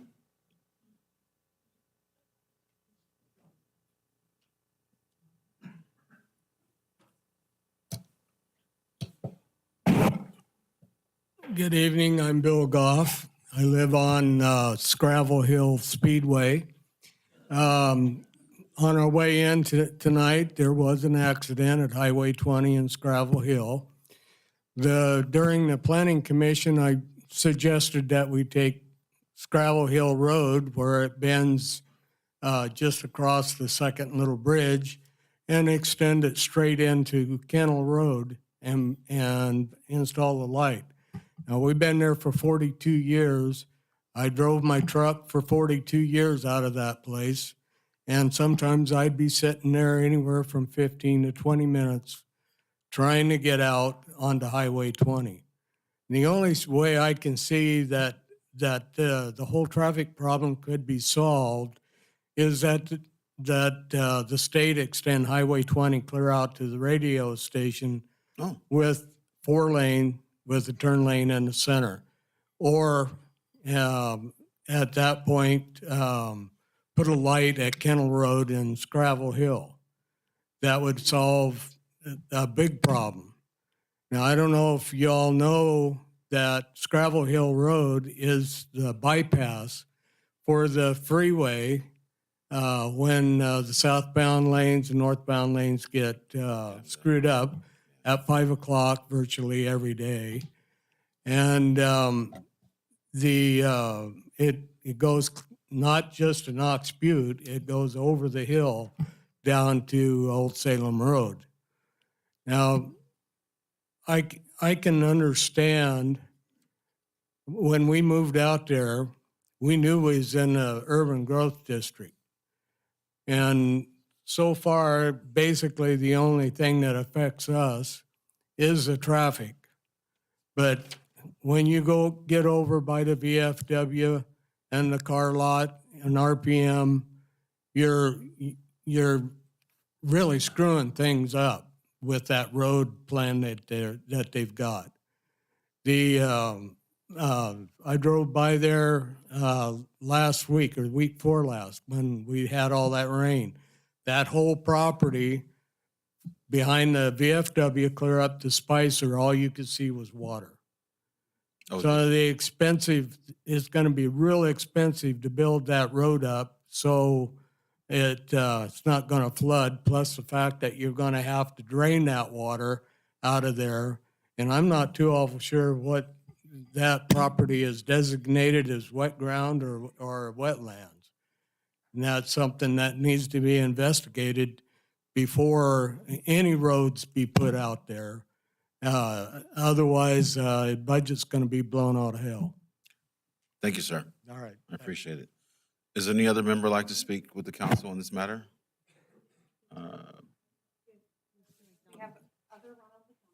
Oh, come on, please.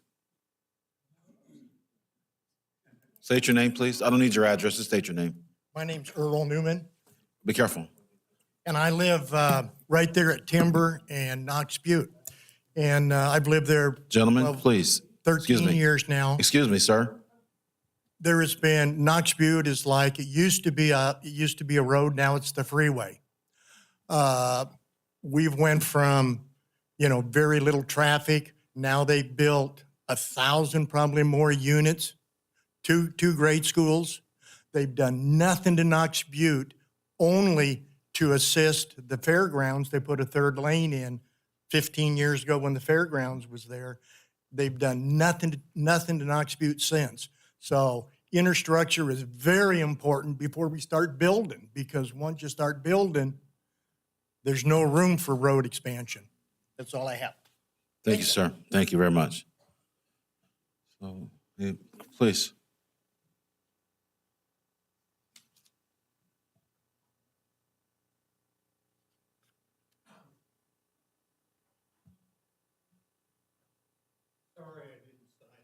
That's okay. That's why we have this opportunity.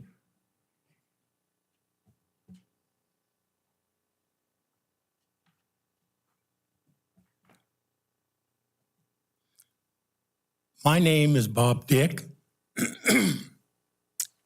and I live as a neighbor to Randy Vogel. And if your proposal to take his building out, put in a road, and you put sidewalks on both sides, the people you're going to have on that sidewalk now have really close access to my bedroom, my backyard, my private life. So good thing, like, I don't know, let's call it 10 years ago, I had a conversation with Ron Irish, and he told me to make the city pay for everything. And I remember that. He said, pay for your house, pay to move you, pay to pack it, pay to move it in. And I think I knew about this plan in the neighborhood of 35 years ago. But I wonder, why the heck aren't the real estate people who are selling property to people going to tell Randy, hey, they're going to bulldoze your place in and, well, whenever they want. And so that, I don't know, that's just not right. Don't like sell a guy a property. We got the good price. And then you bulldoze his place. I don't really think that road's necessary. I don't like the idea of the sidewalks. I know they're going to be close to my house. Hopefully there's some sort of a plan in place to protect me or buy me out. It sounds like we have work to do. Amen. Thank you. And I'm not Ronald McDonald. Okay. But I'm glad he signed up. Thank you so much. Next time, I'll be Daffy Duck. All right, sir. Thank you. Is any other member, I think, want somebody back here in the back? Please. Two more?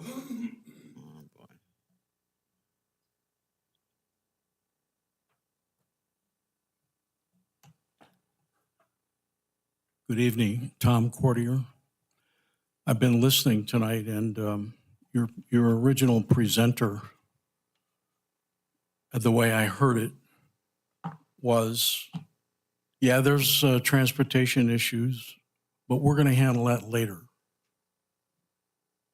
And what I'm hearing tonight is you haven't done that well because you've built stuff and torn stuff down without dealing with the traffic issues at the time. So that concerns me that your presenter had input that people were concerned about that, and she's still saying, well, we're going to handle transportation later. I think that's backwards. And the other thing I bring to your attention is I lived for 20 years in Beaver Connor, and I watched every outlying small school district get absorbed into gaps, even though every one of those districts voted to not allow that. So my question is, when it comes to a vote, who's going to vote? Is it Albany General, who doesn't have a vested interest in East Albany? Are they going to be allowed to overwhelm the votes of people in East Albany? Because I hear people say that I don't vote for the council, and this is going to deal with my property. So how is that going to work? So what vote are you talking about? If one of the presenters is correct that you do have the ability to make a legislative decision and absorb areas into the city, I would hope that you would send that to a vote of the people instead of just a legislative action. So Sean, can you address that, please? I thought we addressed it a couple of times tonight, but if we're going to do annexation, then first of all, the people who we would annex would be requesting to be annexed into the city. And as of now, and I think Ann can back this up again, there is zero plans to have anybody annexed into the city. You'd have to be contiguous to the city. We'd have to have services provided before we could do that. So none of the properties that are in the county right now are going to be annexed into the city limits by the result of this East Albany plan. So if you're in the county now, you're going to stay in the county unless you're contiguous to the city and we have the services to provide you and you ask the city to come into the city. Then that's where we're at. And I mean, I don't know if I know Ann's hiding back there somewhere, but that's what it is. So I know some people, I know there's rumors going around that, oh, they're going to annex you, they're going to bring you into the city. That's not going to happen. So unless you ask for it, I can't. That's the way I've seen it the last 4 years. Thank you for that clarification. Okay. But then I would ask, do the people who in the county who don't appeal to come into the city, request to be part of the city? Okay. If they don't request to come in and you don't take a legislative action, the question I have is, do those people in the county have the ability to appeal to the county to oppose the traffic plan? If it's the city's traffic plan, no. If they're not in the city. Right. Well, and some of the references that a couple of the speakers have been making tonight are about a road that's actually a county road that's going to continue to be a county road. So yeah, but no, the county. If you live in the county, you can't appeal to the county about a city project. You could appeal to the court. You could go to LUBA, but you wouldn't be able to appeal to the county.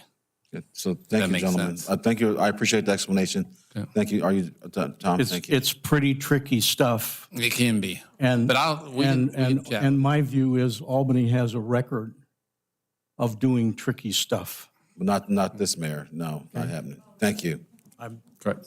Thank you, Tom. Thank you. So who's next up? She's coming now. Please just let us know who you are, and you have 3 minutes, ma'am. Hi, my name is Jenny Castor. I am a resident of the city of Albany in the city limits. I have neighbors that are in the county. I became aware of the East Albany plan, I want to say, I don't know, maybe 6 months ago. I got a postcard in the mail. A little closer, please. There you go. So I got a postcard in the mail, and I wasn't employed at the time, so I had time to look on the plans. And I emailed Ann, and she and I had some very good discussions via email. My primary concern were on wells. If we have more residents that come into our area, is it going to sap up our water table because we're changing our residents? And I can put ADUs on my land, and my neighbor can, and we could run out of water. So I started going to the meetings. I went to the fairgrounds, and I was watching the whole process. Well, the other thing is that in 2015, I hired on at Mighty Oaks Children's Therapy Center. It's the very same building that Randy currently owns.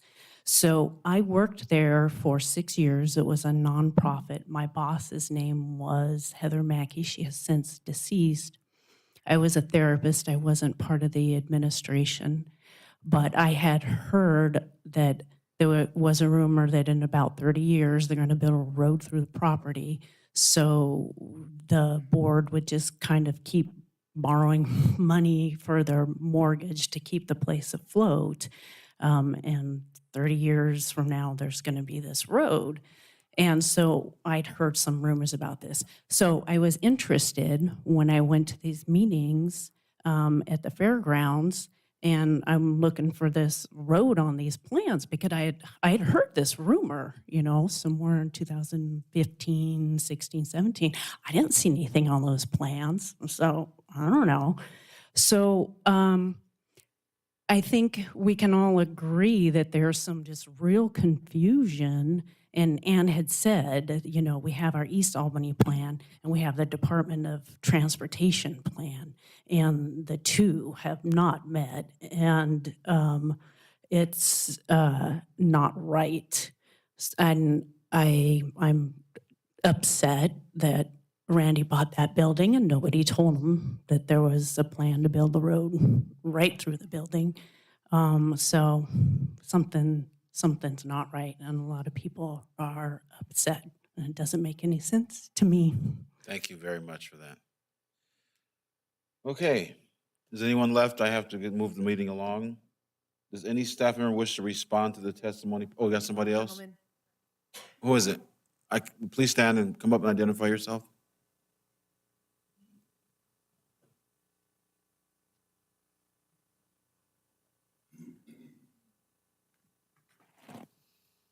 Good evening, Mr. Mayor, councilors. Can you bring the microphone a little bit closer, please? My name is Brett Ketstever. I live out in Knox Butte. And one of the questions that I've got is at the east end of the urban growth boundary, as I recall the map, that's been designated as a high-density residential area. And if that's the case, then that kind of speaks to what so many of the previous speakers have talked about, is the transportation issue, water issues. As the last speaker just spoke, if we've got a colony of high density out there at the east end of Knox Butte, we're going to have increased traffic on the road. We don't have a plan to address that. There's not going to be water run out there for quite some considerable time, which means that that's going to be on wells, which is going to affect many of the houses out in that area. So I don't think that it makes sense to have high density out at the far edge of this urban growth boundary at this point, at least. And so I'd like to ask the council, the planners, to consider changing that back to just a regular residential low-density area. That's all. Thank you, sir. Thank you. So I would like to hear from the staff to respond to the comments you've heard today. That's next on the agenda. If there's anyone else, I want to go ahead and move to staff to respond to those questions. I'm going to ask Community Development Director Matthew Ruckers and Project Planner and Catlin to come up. So next is, does any staff member wish to respond to the testimony presented? Yes, we would, actually. Good evening, Mayor, councilors, public.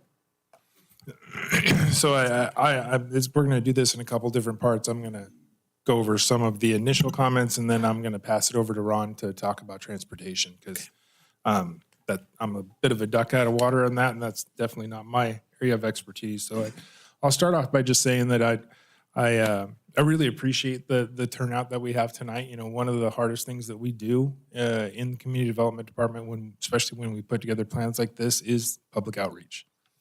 So whether it's good, bad, or indifferent, I enjoy, as I know the council does, seeing people show up. Shows that they're engaged. That's great. So I applaud folks for being here. I also did want to Excuse me, mention. Matthew. I hate to do this to you, but I really need a bio break. It's been 5 a.m. this morning for me. So we're going to take 5 minutes for a bio break. Thank you. I apologize. Oh, that's all right.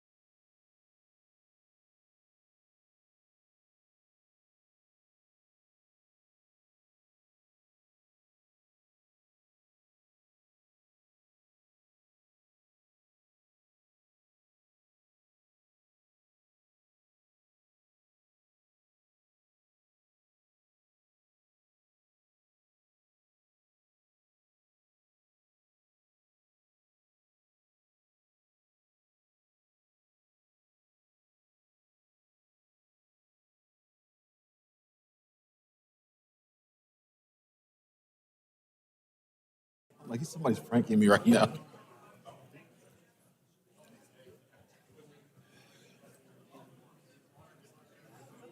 there we go. Uno momento. Yeah. Hello, we're getting back to work now. Thank you. Please take your seats. Thank you. So I'll answer the question again. Does any staff member wish to respond to any testimony presented? Yes. Did we want to wait for Counselor Newton before we get going? Excuse me, we're back in session? Thank you. There she is. Where's your counterpart? Oh, she's still out? Go ahead and start. It's okay. So I'll just kind of pick up and just touch back on really encouraged to see the turnout that we had here tonight. And then just a reminder to folks that as Ann touched on at the start of the meeting, we'll be we've requested that council continue the hearing to May 10th, and we're going to leave the written record open. Now with that, people are able to submit additional written testimony.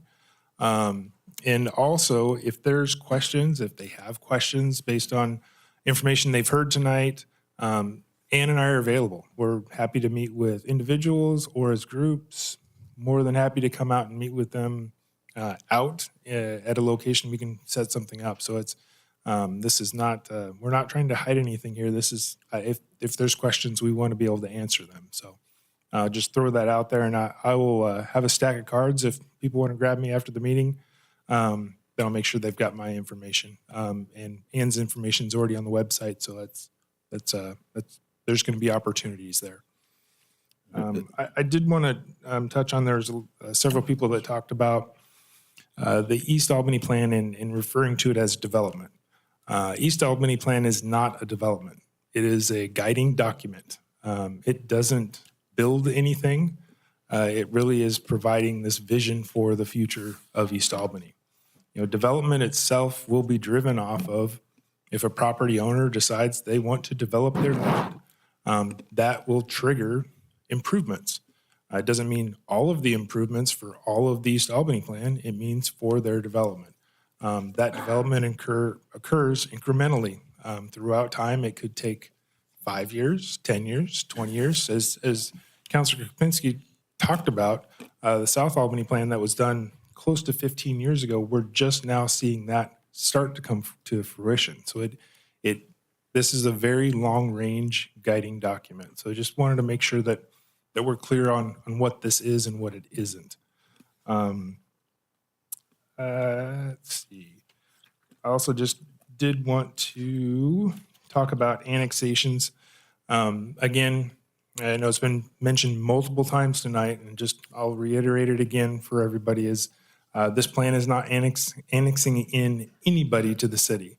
Annexations are done at the request of a property owner. There are two other scenarios for annexations, and we touched on one of those tonight, which is if the city were to want to annex property in, and that requires a vote of the public.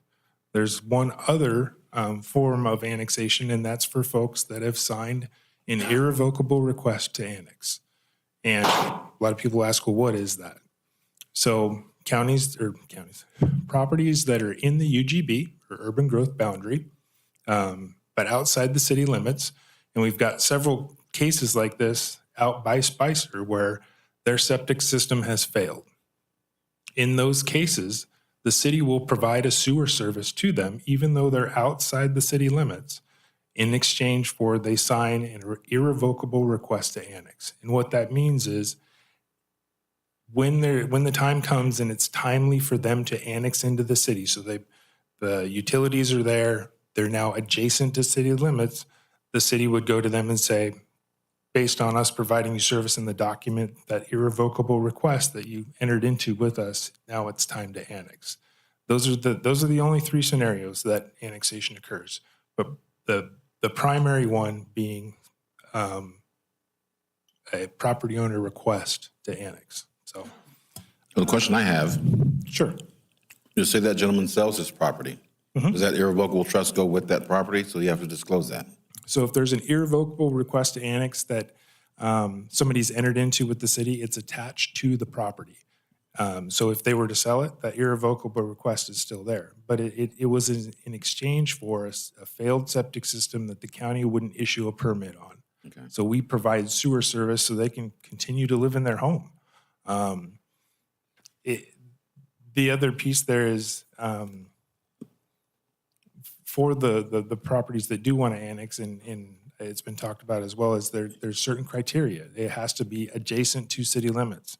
We wouldn't, staff wouldn't support, nor would our code support, the annexation of property that would be considered an island out in the middle of nowhere that's not connected to service, it's not touching city limits. So, and I think for me, that is pretty much it. We'll have, unless Ann's got anything to add, we'll have Ron Irish come up and talk about the transportation issues, unless there's questions from council. I heard, I believe, from two constituents that were concerned about well water. I know that they were within the city limits. Could you address any issues that might happen with them being on well water and then new growth? I'm under the assumption that the new growth would not be on well water. They would retain the rights to their well, and it wouldn't affect them. But wanted to see if you could elaborate on that. Correct. So if you're doing a development inside city limits, so you are required to connect to city water. And that's by choice. So you've chosen to develop. So in most developments, the developer extends services to and through. That's the standard in our code, is you extend the services, or basically the public mains, to your property and across your frontage. So new development in the city is not going to be on wells. Now, if there's properties in the county that are installing wells, I'm not an expert on aquifers, so I would hate to speculate what that looks like. It's just not my area of expertise. I'll just add to that.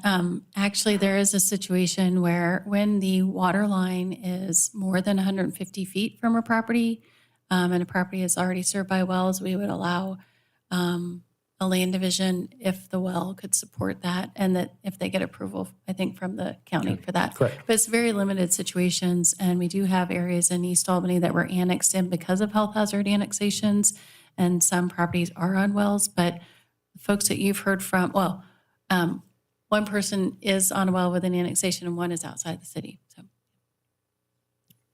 So with that, unless council has any additional questions of myself or Ann, I'll have Ron come up. I'd like to hear from, I think we'd all would like to hear, oh, go ahead, please, the councilor. Just a question regarding, and I can't remember if it was Mr. Ketzdiever or someone else who mentioned that according to the guidelines of the plan, we have a high-density housing zoned on the edge of the East Albany plan. And with regard to water, if they're on well water and we put high-density housing, will these people, what's the situation there? Can you address that? If I'm understanding the question correctly, is if a high-density development were to come in that were on wells, No. It just, if it's zoned for, he said it's, according to the guidance here in this plan, it's zoned for high density.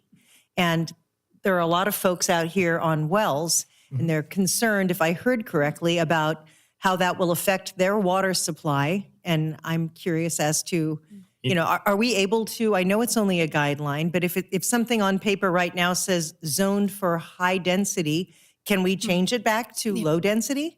And for the traffic concerns and all those other reasons that they've mentioned? Yep. So I just pulled up the land use plan, the preferred alternative, and you will see at the very end of Knox Butte, some medium density land is proposed. Now, this is a really long range plan. I mean, we probably didn't need to do any planning for Knox Butte because I cannot imagine the city limits in my lifetime, your lifetime, my kids' lifetimes will ever be that far out. But that is one area that is relatively flat. And if the city limits and the water lines and the sewer lines were to extend out that far, that might be an area that could accommodate housing that would have views. It was an idea. The property owners, there were some property owners that asked for that out in that area. But it certainly doesn't need to stay on the plan because honestly, you might have another plan 20 or 30 years from now, and this area would still not be there. But we are including it in the plan, but nothing will happen out there until something is in the city. So the city limits, you can't see it here, but the city limits are, well, it's probably a mile away from this area. So nothing will happen now just because it's designated medium density. Nothing will happen out there. Any development in the county is subject to the county zoning. And it has to be consistent with our plan, but there won't be any city urban level development until property is annexed into the city. And again, it has to be contiguous and utilities and services need to be nearby. Thank you. But you can change that. That would be fine. I mean, if you want to just leave that off the table, you can do that. But didn't you say some property owners requested that? Yeah, there are some larger properties that have some flat portions. And again, this is a really long ways out. So let me just run through one more scenario for the benefit of you and for the audience. Let's just say this plan gets adopted and the map is changed for somebody's property and they want to come into the city and maybe they want to do something else. They could request a different comprehensive plan map, a designation than what their current designation is or what the proposed designation is. And there's a process for that. So, we do our best guess at trying to plan for where higher density uses should be and where we're trying to plan for roads and utilities, but plans change. And there is a process for someone to request a map amendment. Thank you, Ann. Item 10 on the, Well, Mayor, I'm bringing Ron. I'm going to have Ron come up and Ron speak Irish. to some of the. Yes, please, transportation. And just for the audience, I will run up and grab a stack of cards and set them on the table if they want to grab some. Okay. And reach out, so. Thank you.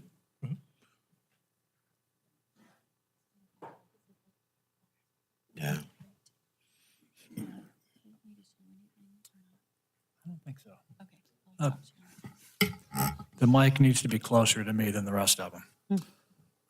Good evening, Mayor and City Council. So there were quite a few transportation issues raised here, and they fell into some kind of broad categories. One of those categories was this plan, the land use plan, essentially getting in front of the transportation planning? Should the transportation planning occur first? And the answer to that is the transportation planning has occurred first. And the road system envisioned in the East Albany plan is basically, with some minor exceptions, identical to what was in the transportation system plan we first adopted in '97 and then updated in 2010. So the road system over that last 20 years or 30 years has changed very little when it comes to the planning system. What we're doing here is updating the land uses to match the transportation system. And there are a lot of people who looked at some of those road systems here as part of an expanded public outreach for the East Albany plan and noticed the transportation system plans for the first time, I think. And that's where a lot of the angst is. There are some transportation things in the East Albany plan that are new to that plan that don't currently exist in our TSP, our transportation system plan. Those tend to be intersection improvements and a better,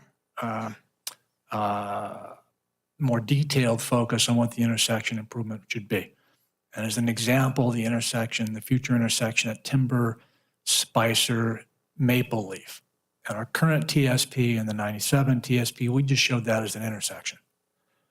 And the East Albany plan, we're further defining that and say that really ought to be a roundabout because of how close in proximity it is to Highway 20 and the intersection there. A signal really wouldn't work at Maple Leaf and Timber because of how close it is to the highway signal. So roundabout there. We show a roundabout, for instance, at Knox Butte and Scrabble Hill. That's an old intersection in the old TSP a new intersection treatment. There is, or I would say the new TSP roads, or the roads that will be in the TSP update, tend to be on the north side of Highway 20. And it is a road system that links Price Road with Goldfish Farm Road. You heard the representatives from ODOT talk about that one a bit. That one's new to this plan. And the point in time we would make adoption of that road official is when you add that road to the TSP. And so if you have questions about the alignment or what it looks like when we do the TSP update, that would be the point in time we would do it. The public hearing you're holding right now, while you're looking at the East Albany plan, what you're formally doing is adopting comprehensive plan and zoning changes. And so when you do the transportation system changes to implement the East I-5 plan, and it's just a little handful of items once again, those things happen with the TSP update. We had thought we would be doing a TSP update with this project. That was in the original agreement with ODOT. Many of you have heard of the climate-friendly and equitable community legislation that was recently passed. Part of that legislation essentially accelerated the schedule for the city's TSP update. We had thought the TSP update might be 4 or 5 years out. Based on that climate-friendly and equitable community legislation, ODOT's telling us now the time frame is now somewhere around the end of this year. And so rather than do a TSP update with the East Albany plan and then turn around immediately and do a citywide TSP update, the city and ODOT basically agreed that we would just do one TSP update, and we would do the entire city, and we would fold the East Albany plan findings into that. So that's kind of the schedule we're going on. I think that's most of what I heard was the scheduling and why the transportation system, why was it lagging behind? And the answer, once again, I don't think that it is. Ron, could you address Knox Butte traffic? Like, how do traffic improvements and improvements to Knox Butte occur, and when do they occur? Because I heard that. My notes are back at the table, but I remember that one. Yeah, so we're in the East Albany area over the past 10 years, most of the development we've seen have been along the Knox Butte corridor. And the developments have happened incrementally, and because of where the vacant land is located, which is pretty far away from I-5, it's generally been from Clover Ridge east. The improvements that we've seen to Knox Butte Road have happened adjacent to the properties that have developed. And so there's some improvements to Knox Butte Road's curbs, gutters, sidewalks, north and south side of the street out by the roundabout where the apartments have been going in. There was the roundabout improvement at Knox Butte and Timber. That went in. There was when that roundabout went in, there was sidewalk and ped bridge connection on the south side to the existing neighborhood in Bridal Springs. Where you haven't seen improvements is some of the intersection improvements that are close to being tripped in terms of volume warrant. So things like traffic signals at, for instance, Knox Butte and Clover Ridge, that's close. Knox Butte and Goldfish, that one's also close. As each of these developments come in, we're monitoring how close those intersections are to capacity and whether or not warrants are tripped. You'll notice if you looked at none of the improvements that have happened in the last 10 or 15 years or the developments have happened right at those intersections. We haven't been able to condition developers to put in something there. We've been tracking the traffic impacts to decide when essentially it's time for the city to initiate an improvement. As you get closer to I-5, you see less developable property on the north and south sides. There's kind of older rural style development, homes on small lots, a lot of them, some of the area where Randy Barna owned property by the corner at I-5, where ultimately the road starts off on our plan at 5 lanes near I-5 and then dropping to 4 lanes at Goldfish and then dropping to 3 lanes at Clover Ridge. And virtually all of the properties along that section are currently developed. And so it will be a very large, probably city-initiated project that ultimately builds that road. And when it happens, we're going to be buying a lot of houses, particularly on the north side of the road, because they are so close. And so it won't happen. It'll happen as a result of development and traffic in that area. That will increase the pressure and the demand to do the road improvement, but it won't be, I don't think, a condition of a particular developer to build it, I suspect it's going to have to be a city project. And it's going to be a big one, and it's going to be messy. That's the good news. Okay, all right, thank you. Okay, does anyone have procedural questions that they would like to share or raise this at this time? Mayor, I just want to point out that we are asking that the written record remain open and the hearing continued to May 10th. Okay, thank you.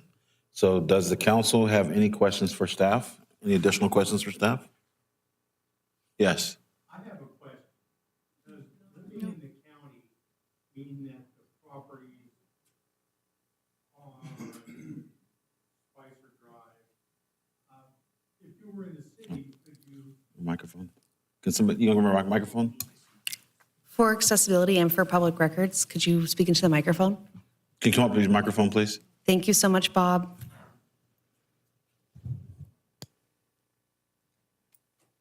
You gonna bring one out? He's coming up.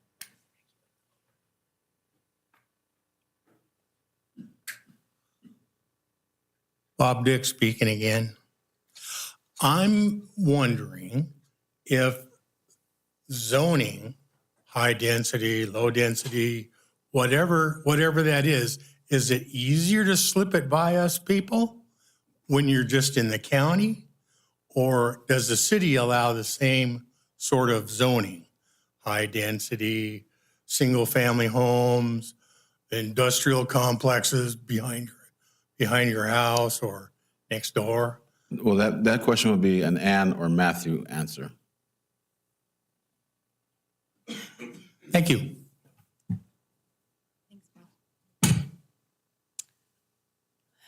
Good question. So the comprehensive plan, every property in the county has a comprehensive plan designation right now.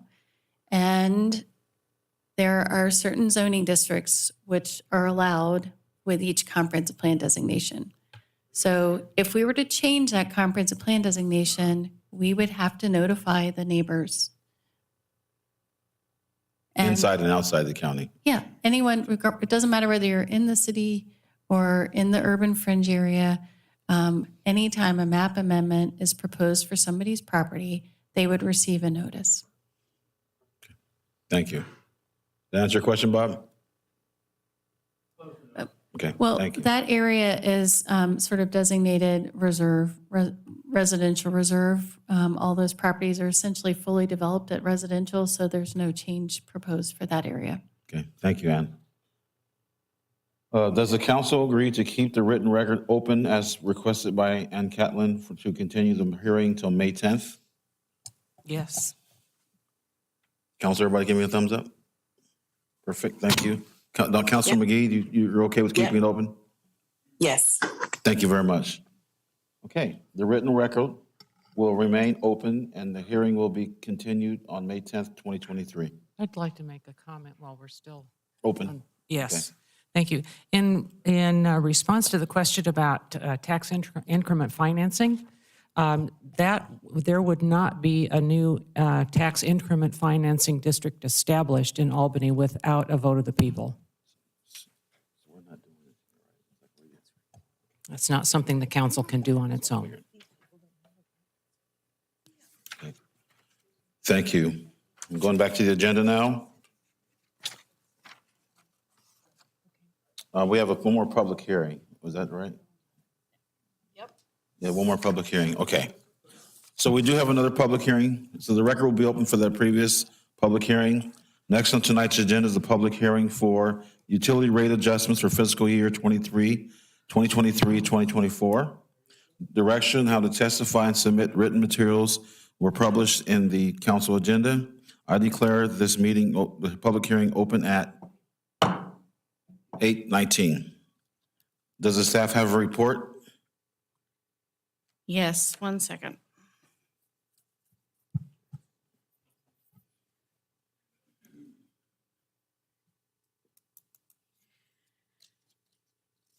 Okay, is everybody ready?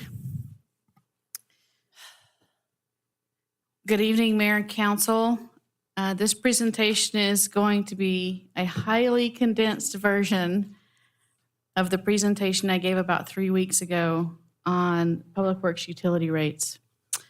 I would encourage anyone who is listening and would like a more detailed overview of the 3 utility rates to review the work session presentation from March 20th, which will have much more detailed information than I'll be presenting tonight.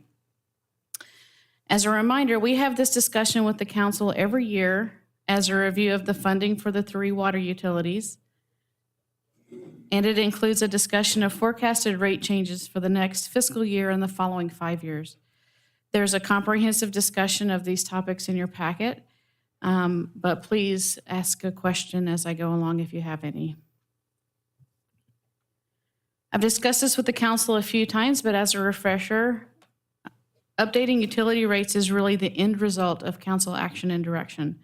The council first deliberates and establishes a level of service they want to achieve in each utility, and then staff does the work to accomplish that level of service with the funding that's available.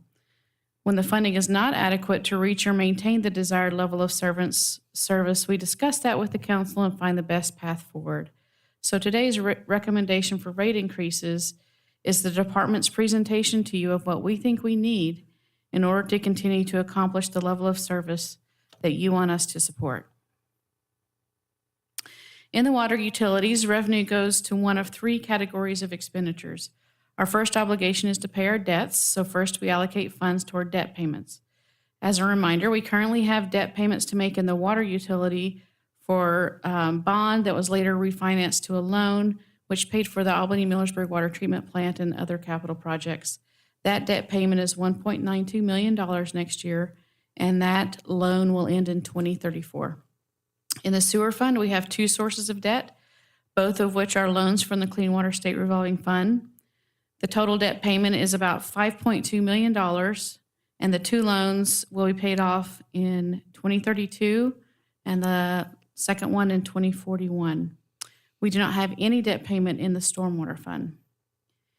After debt, we allocate funds to keep the existing systems working and functional, so the second thing we allocate money toward is operations and maintenance costs. And then the funds we have remaining are put towards capital programs. It's important to remember that if we're finding ourselves without enough funding to meet our capital needs and goals, then we have to define options to overcome that funding limitation, which might mean raising revenue or deferring capital investments. The city cannot defer capital investments in critical infrastructure for very long, though, without generating significant risk to the community. Operations and maintenance includes personnel, materials, capital maintenance, and regulatory requirements. Timely and sufficient investment in operational needs can save money in the long run by reducing the risk of system failures, emergency repairs, and regulatory problems. This slide lists some of the thousands of assets the department is responsible for maintaining and has a very brief summary of a fraction of the work that was done in the last year. For instance, in the last fiscal year, the water reclamation facility treated over 3 billion gallons of wastewater before returning clean water to the Willamette River. On the water side, we have 2 treatment plants. They produced about 2.65 billion gallons of water last year. Combined, we have over 30,000 service connections in the water and sewer systems. Additionally, we maintain almost 600 miles of pipes or ditches. We have 11 sewer lift stations plus another 7 water pump stations and reservoirs. There are over 6,000 manholes, several thousand water valves, and almost 9,000 backflow prevention devices that all have to be managed. Here are some obligatory photos of our wonderful staff doing some of the work that we do. We're very fortunate to have a large group of dedicated employees who have a wide range of technical skills that keep our systems running, and I'm happy to highlight some of them here. Once we've allocated revenue towards debt and operations, we use what remains to program capital spending. Staff has worked with the council in previous years to set annual capital funding targets for water and sewer. In more recent years, we discussed a very small capital funding target in stormwater, which will fund the stormwater portion of street capital projects. So that refers to the fact that whenever we do a major street reconstruction, we usually have to construct some stormwater improvements that go along with that. For years prior to the stormwater utility, the street fund paid for the stormwater improvements that went along with the street project, and we have limited street funding. So one of the goals with the stormwater charge was to relieve the street fund of paying for that infrastructure so that the stormwater fund could generate enough revenue to pay for its own infrastructure. When we develop our rate revenue targets, we calculate how much funding we anticipate needing in the next fiscal year for debt, O&M, and to meet these capital targets. Annual capital spending for water and sewer funds goes to replacing the worst pipes in those respective systems and to replacing pipes at the end of their useful life that are under street reconstruction projects so that we don't have to go back and cut the street recently after rebuilding it. In the sewer system and the stormwater system, we use an industry standard pipe condition rating system to rate all of our gravity pipes. Based on that data, we know that we have over 29 miles of sanitary sewer pipe and over 15 miles of stormwater pipe that is likely to fail within the next 10 years. Replacing those pipes is one of the important uses of these capital funds. The capital funds also go toward projects that replace pipe and increase capacity of the system. These projects are typically eligible to be paid in part by SDC's, System Development Charges, collected for that fund, but in reality, we have very little SDC revenue available for most of these capital projects, which means ratepayers are funding more than their fair share of capacity increasing projects in our utilities.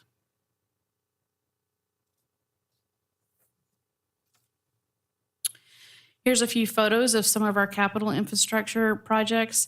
The picture on the left is the clear well at the Vine Street Water Treatment Plant, which is a fascinating structure that we had rehabilitated.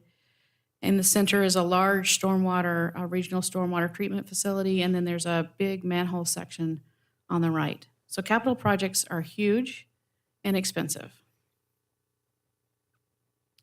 Each year we look at the three funds as compared to our revenue and expenditure targets, and we analyze where we are and what, if any, rate increase we need to keep on target. Typically, there are three major reasons why we would consider rate adjustment. Number one is inflation. Inflation affects both operation and capital expenses. Secondly, regulatory compliance can also have a big impact on our work and our costs. We've begun implementing the Stormwater MS4 program, and we've begun the work required to renew our wastewater NPDES discharge permit. Both of those processes require significant expenditures over the next year. Similarly, drinking water regulations often require us to conduct an increasing amount of sampling and monitoring events. And the last need, of course, when factoring into our rate is capital projects, as I've mentioned. As you know, there's a long list of capital needs in the water utilities, and part of responsible management of our infrastructure is planning for this timely work to repair, replace, and expand our systems. After looking at our projected revenues and expenditures for the next fiscal year, which begins this July, we're recommending a 3% water rate increase for sewer, which would be effective July 1st, a 4% increase for drinking water, which would be effective January 1st, as well as a 17% increase for stormwater rates, which will be effective next March 1st. I'll caution again, as I always do, that 17% is a large percentage increase, but because the current stormwater rates are low compared to water and sewer, it does not work out to be as much of a dollar increase. I'll show that in just a minute. The sewer and water rate increases are simply a response to inflation. Inflation, as you know, has been very high the last couple of years, and these requested increases are lower than the overall inflation rate. And we've been able to implement a lot of efficiency programs, particularly around energy-saving projects at our facilities that have helped us keep our costs down. The stormwater increase is an inflationary increase, but it also keeps the city on track to have the funds necessary to implement the MS4 permit and pay for the capital work associated with street projects. This was the direction from the council in 2018 after a great deal of discussion on the stormwater funding. I'll emphasize the critical need for the stormwater increase. The funding for stormwater in Albany is quite low, and it's because it's new, and the fund itself is comparatively small. So we would be at significant risk of not being able to comply with our permit if we don't have these funds available. This slide shows what a single residential customer that uses 8 units of water a month, or 800 cubic feet per month, and has a typical stormwater charge would pay. You see the amount per month and per day for each utility and the increase. Please note that although the stormwater increase is largest by percentage, the amount paid is the smallest in actual dollars. Also, please note that we use 8 units of water for this slide because that's what statewide comparisons use. The last time we averaged the typical residential water use in Albany, it was around 6 units of water. And since then, it's probably dropped even further because average water use per capita is generally down in the city, which is very typical because of increasing water conservation in manufactured devices such as faucets and shower heads, and also just an increasing ethos around water conservation. This slide shows the combined effect of the requested rate increases. We show this slide to demonstrate the total impact at the request of previous counselors, but it's important to note that all 3 of these increases will not be in effect until next March 1st. The combined increase would make the typical residential bill using 8 units of water a month of $144.31 per month, or $4.81 per day, which represents a combined 4.8% increase over current rates. Of course, if you use less water, your charges would be lower. One thing that has changed from previous years is we also have the city services fee. So I'm including this slide as well to show the total utility bill, including the city services fee for the typical residential customer. I will note that the Public Works Department does not receive any funding from the city services fee, and there are no proposed increases to the city services fee next year as of yet. In previous years, counselors asked for this comparison of other jurisdictions, and we've updated this list to include all 3 utility increases in Albany. However, these are based on the total utility charges in the other municipalities as of this date.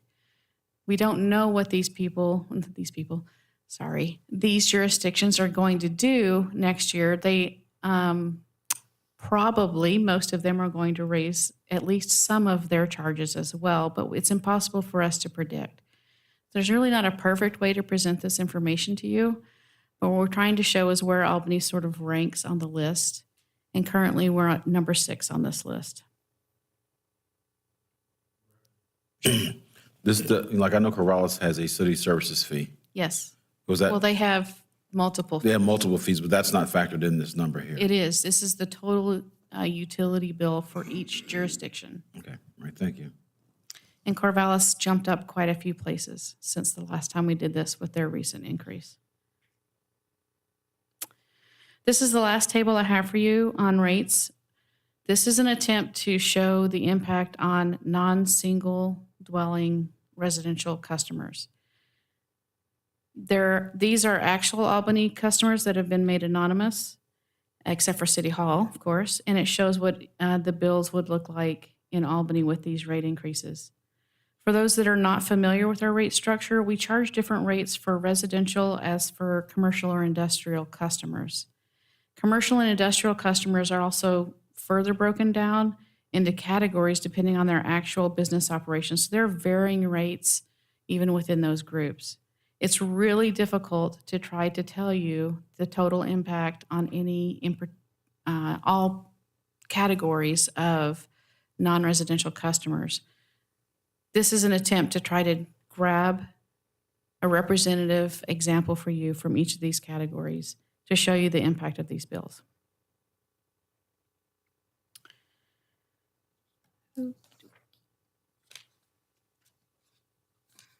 In Public Works, we maintain a 5-year forecast for all of our utilities. We use this information to plan future work in both operations and capital budgets.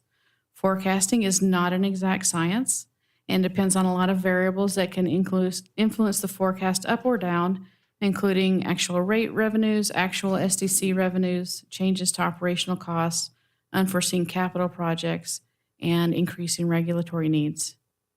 Each of those can cause us to our actuals to vary away from our assumptions so that our planning this year for next year may be more or less accurate depending on how those things deviate from our assumptions. For example, water rate revenue can be quite dependent on the weather in the summer, and our estimation of chemicals at treatment facilities may be off because of national or global changes in the supply chain, which is exactly what happened over the past year. So while we're making our best educated guess at how things will play out over the next 5 years, our forecasting is, of course, never exact. This graph shows previous and future sewer rate increases. Last year at this time, we forecast that we would need a 3.5% increase for fiscal year 23-24. We've revised that downward to a 3% increase based on actual results and our planning for next fiscal year. We're forecasting 4% increases in the out years, but of course that will change, and we'll be back next year to discuss that. We may or may not be accurate on that 4%. In the water fund, again, we're showing the previous 3 years and the anticipated future rate increases. Similar to sewer, last year at this time, we have predicted we would need a 3.5% increase for next fiscal year, and that has been increased to 4% because of actual revenues and anticipated increases due to inflationary costs. In future years, we're forecasting 5% rate increases, and again, we'll update that next year with these same considerations. In stormwater, I'll show this chart, which you may remember from a presentation in 2018 on the stormwater rates. At that time, we discussed with the council what our revenue target should be in 5 years for this brand new funding source. And this path was the one that was approved. Today, we're discussing the rate increase that would place us in year 5 of our 5-year goals. That goal was to generate additional revenue to fully comply with the MS4 permit and pay for work associated with street projects by fiscal year 24, which we're on track to do. This is my last table. It shows the last 2 years and expected future years of stormwater rate increases. You see the last of the 17% rate increases requested for next fiscal year, and then we're showing 12% for the out years. That 12% figure is really a placeholder. What we need to do, and what we'll do over the next several months, is go back and analyze our O&M costs, our need for a capital funding target, and we'll be back to discuss that with you prior to next year's rate discussion so that we can set a new stormwater funding target. Stormwater, because it's so new, is in a little bit of a different place than water and sewer, so we'll have more discussions with the council on stormwater. So again, here's a summary of the bottom line, which is 3% increase in sewer, 4% in water, and 17% increase in stormwater. Each would go into effect at its traditional date. And there are 3 resolutions in your packet for you to consider. And with that, I'm happy to take any questions. Council? Well, actually, we have, just a minute. I'm going to call on for anyone registered to vote, and then we'll go back to us. Registered to speak? Huh? Registered to speak? Say again? Registered to speak? Registered to speak. What did I say? Registered to vote? Registered to vote. Tom Cordier, please, is registered to speak.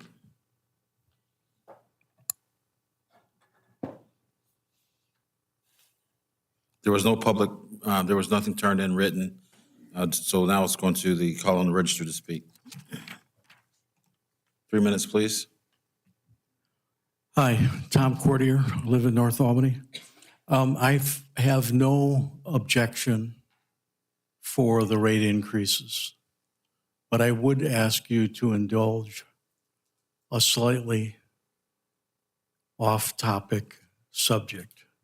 Well, These kinds we're of currently in a public hearing, sir, so I'm not going to go. these kinds of charges are categorized as it's like like as if you're running a business, and what is that called? Somebody help me. It's in the Enterprise. It's in the pardon. An enterprise fund? Yes, an enterprise fund. And one of the things that's not in an enterprise fund is our garbage fees. And the fees have increased by council approval to compensate for the Chinese not taking unsorted waste. And then additional fees were authorized because of the price of gas, I think. And there's a lot of talk about what to do with a landfill in Corvallis. in Corvallis in Benton County. And I don't know if this council knows, but I've been told by Republic Services that they do not ever take any of the waste from Albany to the burn facility north of Salem. So I have plastics, like if I buy a chicken and it's got a dome on it, because it's not threaded like a bottle, it's not acceptable. It has to go in the waste.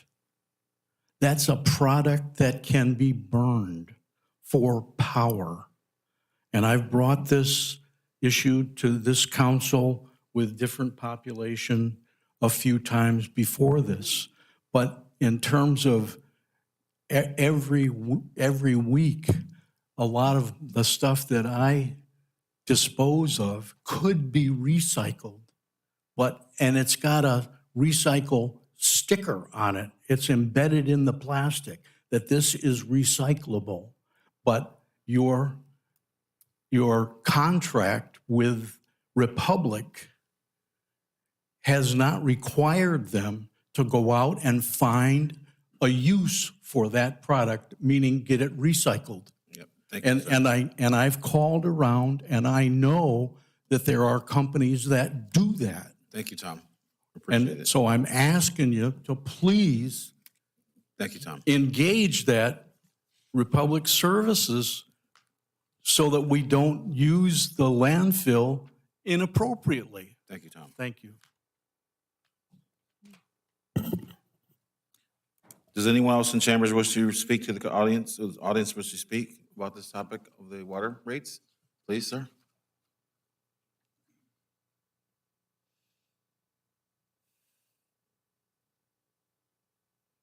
Please identify yourself and, 3 minutes. My name's Jeff Hansen. I originally came this evening because of the East Albany plan. When looking at the agenda tonight, I noticed the water rates. Why are our water rates so high? Why is Eugene and Roseburg so low? What can we do to reduce our overall water rates in Albany? We're the 6th highest according to our chart. What are we doing about it? Why is it so high? That's really the only question I've got there. I have my director sitting right there.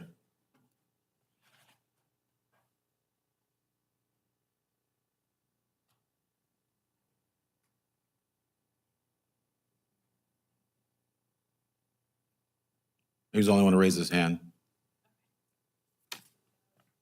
So I need to declare the public hearing closed, and then we'll do council discussion. Is it okay? Okay. I declare the meeting closed at 8:43. Now for council discussion. Director Bailey, would you address that question? Sure.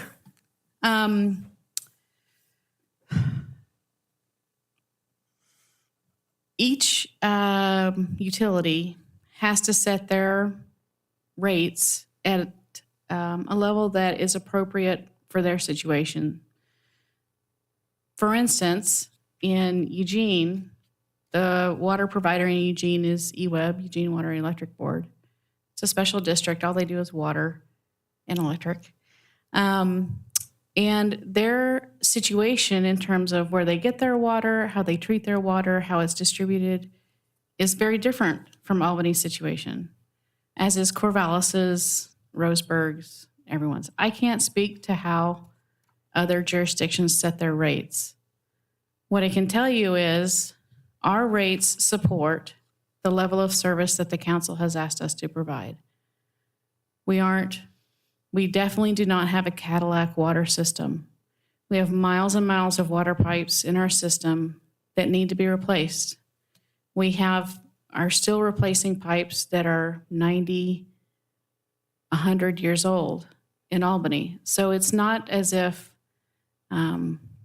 we're burdening our ratepayers in order to actually to have, the best water system that money can buy. What we're trying to do is set the rates at a level that supports consistent and reliable water service for our community. For a long, long time, drinking water was subsidized.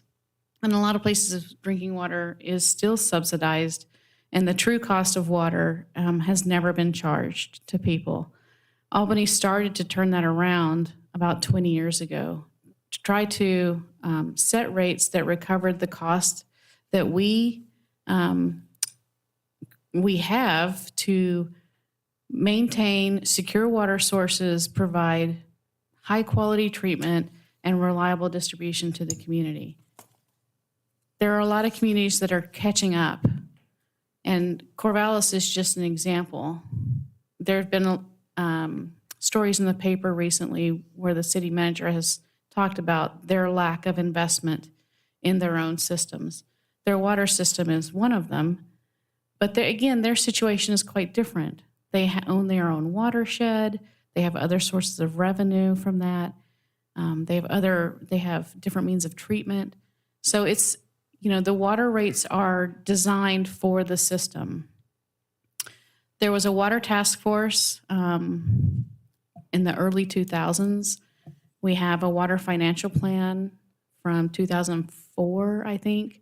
We're currently doing a water master plan update, and at the end of that will be another water financial plan update that will help set the funding that we need for the future, both rates and SDCs. So I am aware of how much water costs in Albany.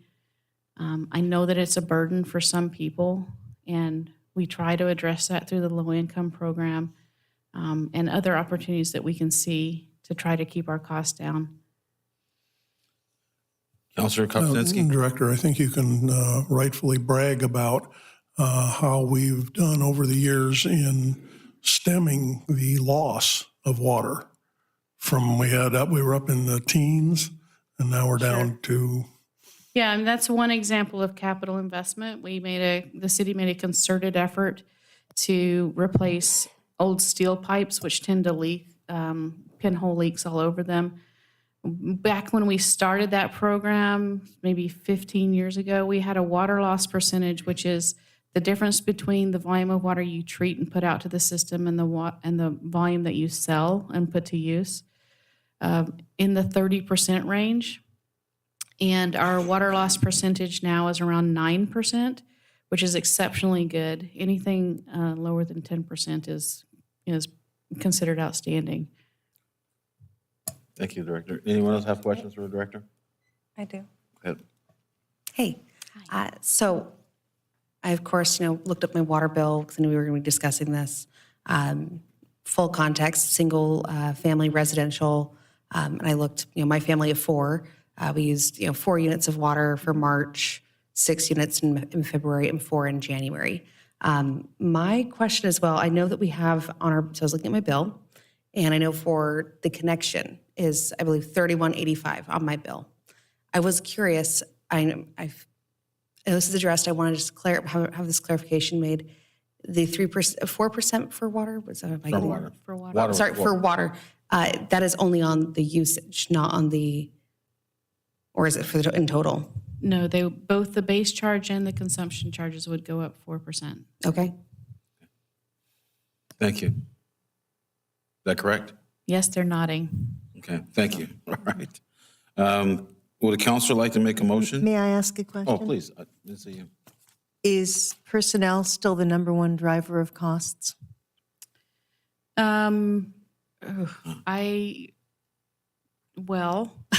don't know. Jeff Babbitt might know off the top of his head. On the O&M side, yes. But I don't know overall through the fund. I don't know if Jeff knows. Is he back there? Jeff says, Can you come up here, please, so we can get on the record? oh, Jeff. Oh, You no. don't hide behind a pillow. I can still see you. He's an accountant. He doesn't like public speaking. So for operating, it would be our highest cost. For capital, it would depend on the year, how much we budget for projects and whatnot, if it would be higher than the personnel. I just know in previous reports, I've read that line, and I thought I saw it again this time, that the number one driver of cost is personnel. For sure, in the operating budgets is personnel. Overall, across a fund, it would depend. If we're spending $8 million on one single capital project, then that might override the personnel costs in that fund. So overall, across the fund, it probably depends. But in the operating portion, for sure, personnel costs are driving. May I ask a second part to this? Please. The regulations from Salem, the regulatory costs for the testing that seems to be ever increasing, do you know how much that's responsible for cost increases? Well, just to clarify that most of the regulations are coming from the federal government, and then they're sort of promulgated through the state. I don't think the state is making these up. It's more of the federal government is coming down with those. On the whole, so probably the increased sampling in drinking water for the new contaminants is probably going to be a fraction of a percent of the total expenditures in the fund. So the increase in sampling is not going to drive a rate increase, I would say. Not overall, drive it, but it's just one of many. So everything in the operating budgets, everything is more expensive now, except energy, where we've made quite a bit of progress in saving energy at our treatment facilities. But everything else is expensive. People are more expensive. Gas is more expensive. Chemicals are way more expensive. Pipe materials are more expensive. Testing is more expensive. The number of tests are greater, and the cost per test is greater. That's what I was referring to. If there's any way to quantify that and how much that adds. We can quantify that for you. I would say it's not driving the rate increase by itself. Thank you. I thought in a previous discussion you'd mentioned that was significant, and maybe It I'm is- remembering. It is significant, but it's not going to. It's not going to rise to the level of a percentage of rate increase. Like if we didn't have the PFAS sampling, we wouldn't be raising rates by 3%. It's not that significant across the fund. Councilor Novak, there are other compliance requirements besides sampling as well, which she may have been referring to. Yeah, when I mentioned that, I meant every regulatory thing coming down to which you're being asked to comply. Oh, yeah. Well, the overall regulatory picture in all of our funds is getting more complex and more expensive because of that. Yeah. And yet none of those regulations, I don't think, necessarily do the community any. Well, I mean, I think they take away from actual needs that we have.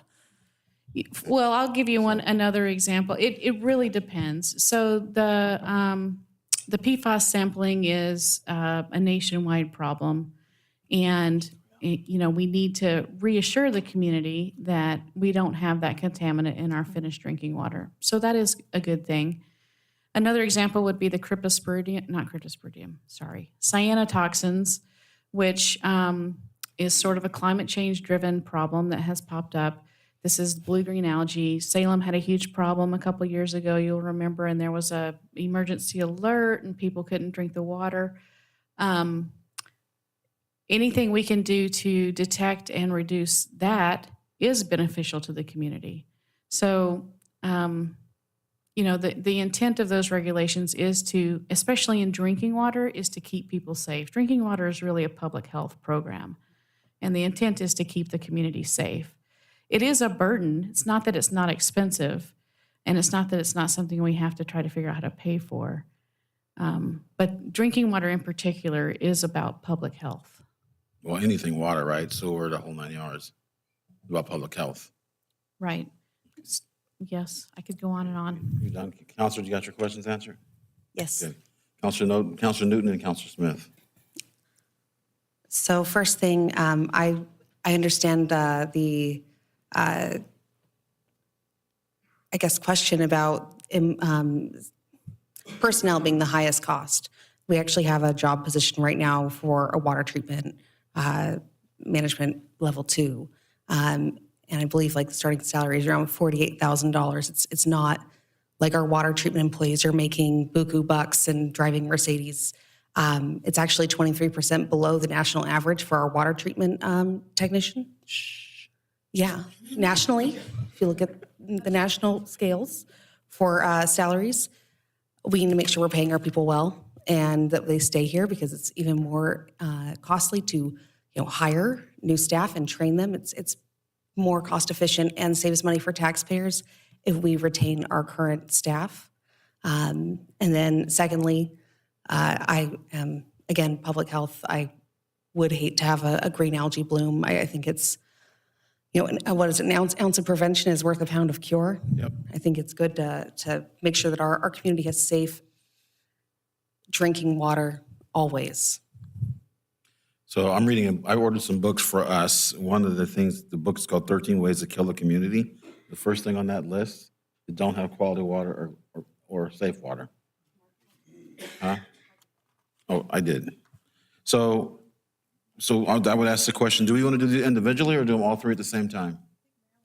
Oh, Marilyn, you have some questions? I had a question after Marilyn. Okay, thank you, Counselor. Councilor Smith. I'll defer to Counselor McGee because I was going to go straight to the resolutions. Counselor McGee? Okay. Thank you for the presentation and giving more in-depth information. I think the first presentation was a little vague. This one gave way more. I would also just still like to echo that finding additional funding sources outside of the state or with the federal government and communicating a little bit more with the community about the increases. So many constituents have asked why the water is so high, what can we do, what programs are available. I think communicating with the community right away that these things are going to get, that this increase is going to happen. Everybody does not have access to internet or cable or paper and all that. So we really have to find a way to get this out to the community so that they are aware of this increase is coming. Because although it may not seem very big for some, and it is important, but we want to make sure folks can prepare the best way they know how. Yeah, sure. Yeah, thank you. We'll, I'll talk with our UB staff. We can probably schedule some bill stuffers in addition to the sort of electronic media outreach. Thank you. That would be good. Thank you. Thank you. Counselor Smith? Thank you. I would. She has one thing before we go. I just overheard something from the Peanuts Gallery in the audience that it'd be great to communicate this in the next or an upcoming water bill. Right, that's what I was mentioning, bill stuffers.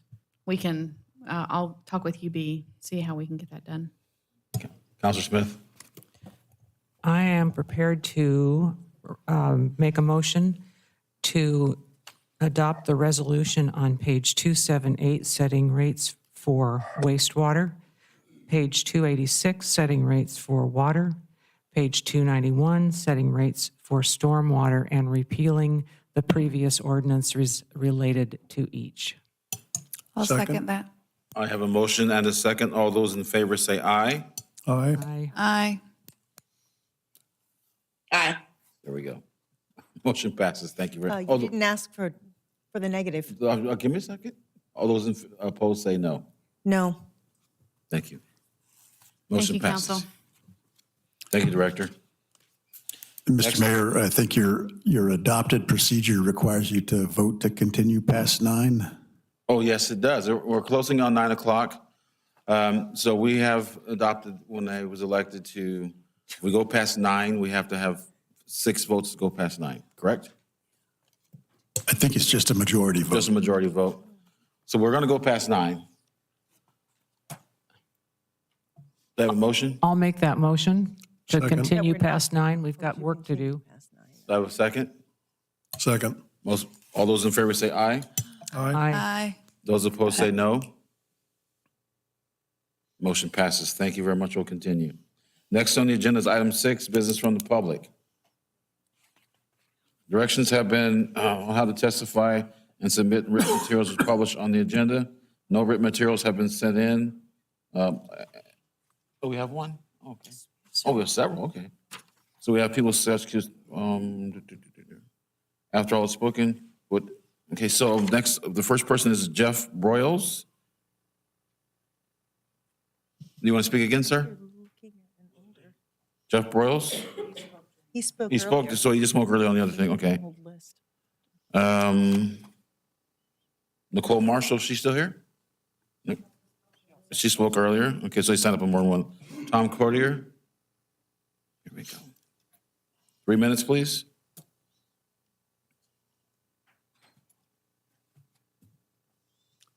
I have Tom Cordier, North Albany. I have a question about economic improvement districts. It's, I find, I don't understand how the money works because the page 299 says that there will be 2 public hearings for these voluntary assessments. And so does that mean that when you send out the letters to all the districts, all the businesses, that if I run a business and I say, I don't want that, does that mean that I don't pay the assessment? City Manager? Yes, Mr. Mayor, thank you. Just a reminder that public comment period is not for questions, it's for comments. So it's coming up, this presentation is coming up, I think it's 7C, and that may very well be part of that. But again, just a reminder that public comment period is you can answer questions if you want, but it's meant to be public comment only. So 7C will be talking about it. We can hold on. So nobody would answer that question for me, how it works? I would welcome you to contact me or the finance director, and we'd be happy to give you whatever details you need to have. Thanks. Thank you, Tom. Next is Lisa Grotto, Downtown Association Executive Director. I stole your thunder, sorry.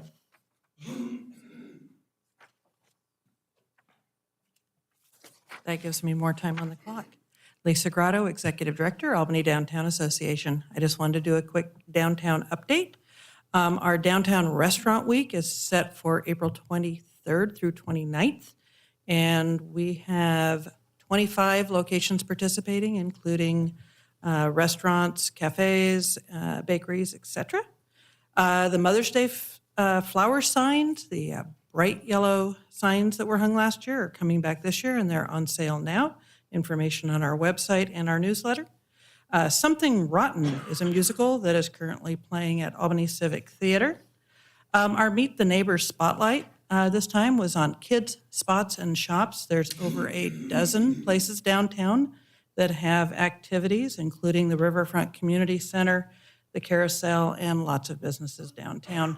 And of course, skate lessons on Sundays over at the skate shop. The Kentucky Derby at the Carousel is May 6th, and there's a flyer on that as well. There are still seats available, although the dedicated tables are filling up fast.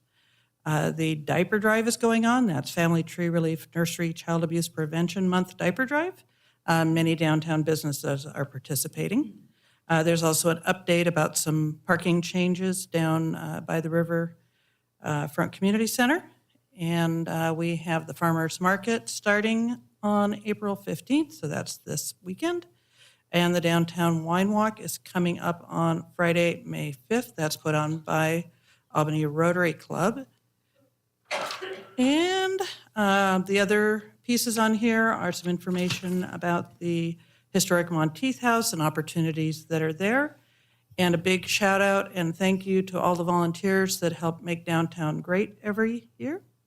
And day in, day out, we have a spring cleanup that we rescheduled for April 30th due to the weather.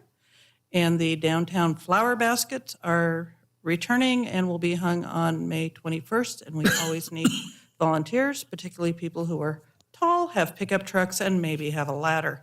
So that is my update for this evening. Thank you, Director. 30 seconds. You're so Thank you. Next on the agenda is adoption, would anybody else in the chambers like to speak? I think everybody's spoken. Adoption of resolutions. Item A is adoption of natural hazards mitigation plan Chuck Perino, page 296 to 298 in your package. Thanks. Thanks, councilors, mayor.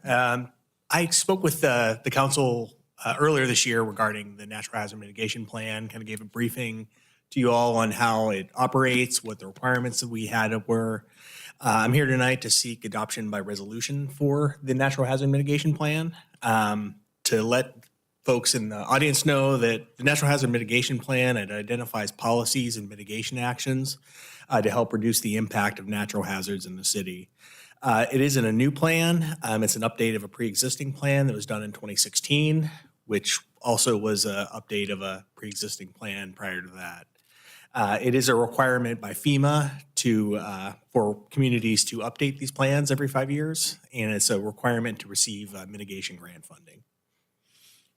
I'm happy to get more Council, details. any questions for Chuck? Councilor Montague?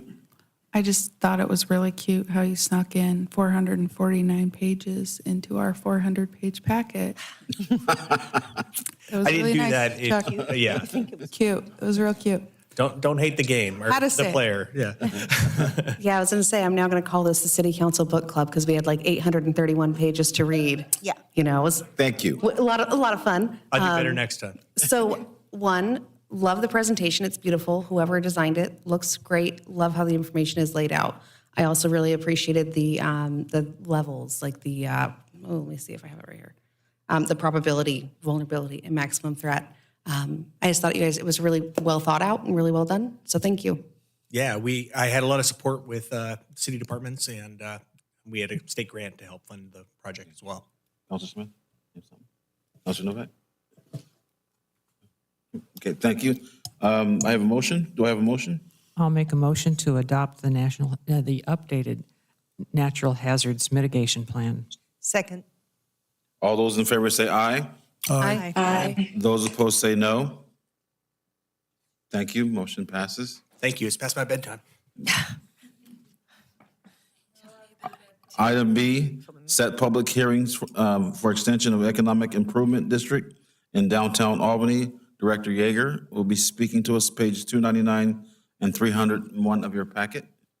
Thank you for staying with us this evening. Good evening. Many of you may be aware of what the Economic Improvement District is. It's an area in the downtown area. We assess a tax against the real, a fee against the real market value of commercial buildings. It is a voluntary district. Owners of property can opt out. We have a cap on it. If you look at the there is a minimum fee of $50, a maximum fee of $500 per property, or $750 per property owner. That's single owner. If you own multiple businesses with multiple people, then those are considered different types of ownerships.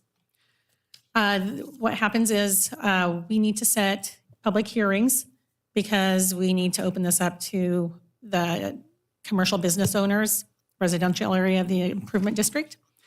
And so what we need tonight is just a resolution setting those two public hearings. Any questions? Do I have a motion? I move that we set those public hearings. Second. I have a motion and a second. All those in favor say aye. Aye. Aye. Those opposed say no. Thank you, council. Item C, thank you, Director, I appreciate it. Special procurement of technology and telecom audit services. Director Yeager's with us again at page 302 to 305 in your packet. We are coming to council to ask for a special procurement. It's a not a normal competitive bidding, but this is a really great program that we're interested in. Basically, we'll have this company come in and they'll do an audit of our technology services, cell phones, those types of items.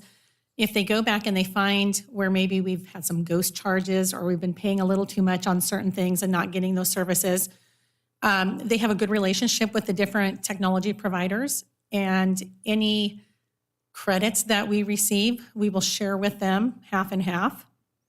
Anything that is moving forward, we will give them 12 months of what those savings would be, and then we're done.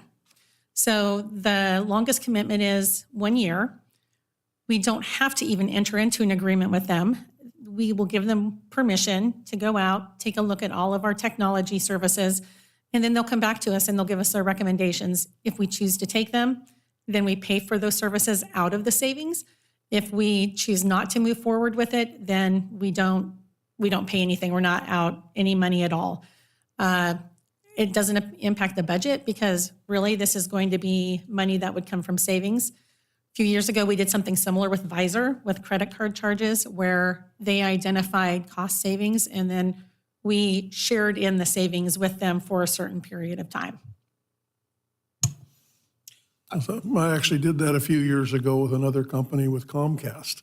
And they went in and analyzed the bills, which are multiple pages on some of these things.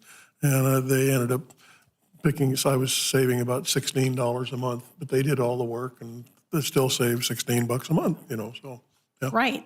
And I mean, that's what's so great about this is that we don't do any of the work other than providing them with the different statements, different cell phone providers that we have, and they do everything else. Anybody have anything? I was just curious, are there any local Oregon companies that do a similar service? Or is it only one based out of Columbus, Ohio? We haven't heard from anybody else who does this, and it's not. One of the things about them is they have really good working relationships already. We did talk about other companies that aren't local, but they are companies who do this, and Spyglass seemed to be the one that would give us the best deal. Did they approach us? Pardon me? Did they approach us? They did. They came to us, and so Diane Brzezinski, our contract and procurement officer, she and I met with them, and then Diane is very big on doing her due diligence, and so we looked around, and then their program seemed to be so much better than some of their competitors that we opted to go with them. We didn't go out for quotes or anything because it's kind of it's hard to do apples to apples with this, what they're providing. So that's why we're asking for an exemption from competitive bidding on it. Okay. Well, I mean, it's a win-win. It's not like we're spending any money. We're going to be getting money back. So part of me is screaming. The name is called Spyglass. If we don't do it, they go through our data, right? It's called Spyglass. They go through our data. If we don't adopt, we don't pay them. So what are they gaining from this? No. If we don't, they're going to do all this work. They're going to do all this work. Oh, they're going to do all this work, and then we say we're not going to do it.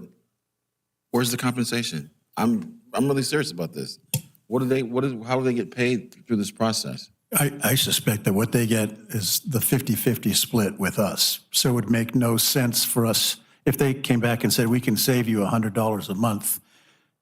And we would get $50 out of that. But the director just said that if we don't use them, we don't pay them. Yeah, I can't imagine a case where you wouldn't do that. Why would you not use them? And I'm a skeptic. Okay, Yeah. So you're going to do all this work for me, analyze everything I have, and we're not going to use it, but we don't have to pay you. Does that sound right to you? Well, they're not going to give you the information they got. They're going to keep that to themselves, unless you agree. Our information. Well, they're not going to tell you, hey, we noticed you're overpaying XYZ by $20. You're going to have to agree to split 50-50 with. But what records are we giving them? Phone numbers? We're giving them email address? What are we giving them? Data. We're just giving them our statements. I mean, we're giving them, it would have city addresses on it. Mm-hmm. It would have Cell phone numbers? cell phone number on it. But we can also, they can sign an NDA with us, non-disclosure agreement. Okay. They have offered to do that if we're concerned or if our council is concerned about that. They said they would sign one of those. Council? Oh, I have a question. Councilor Miller? Councilman Smith? What does IT say about this?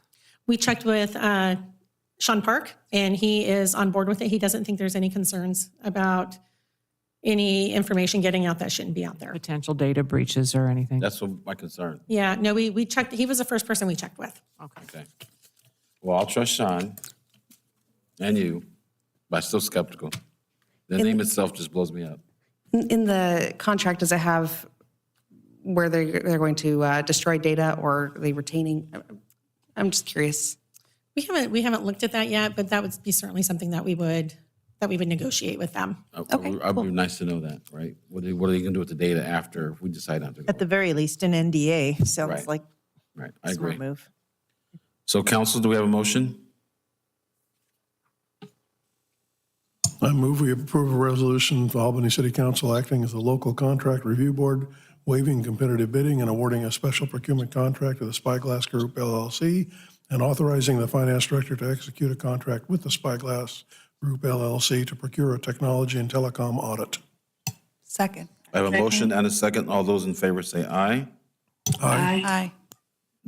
Those opposed say no. No, I would like to table until I can see a contract and have more information. Okay, so Personally. motion passes 5-1. Thank you. Thank you. So item D should have been on the consent calendar because we did a presentation on Monday. So we're going to leave that we're going to skip to number 8, award of a contract. Award contract to ST-22-13, Highway 20 corridor traffic analysis. Rob Edmonds, page 308 and 310 in your packet. Excuse me. Thank you, Mayor Johnson. So this is my first time presenting to the council this year, so there are new faces. So just introduce myself quickly. I'm Rob Emmons, one of the assistant city engineers in public works. So with that, what I'm requesting this evening is approval to award a contract to DKS Associates out of Salem, and they would be doing a Highway 20 corridor traffic analysis study. The contract amount is $249,913, so just under $250,000.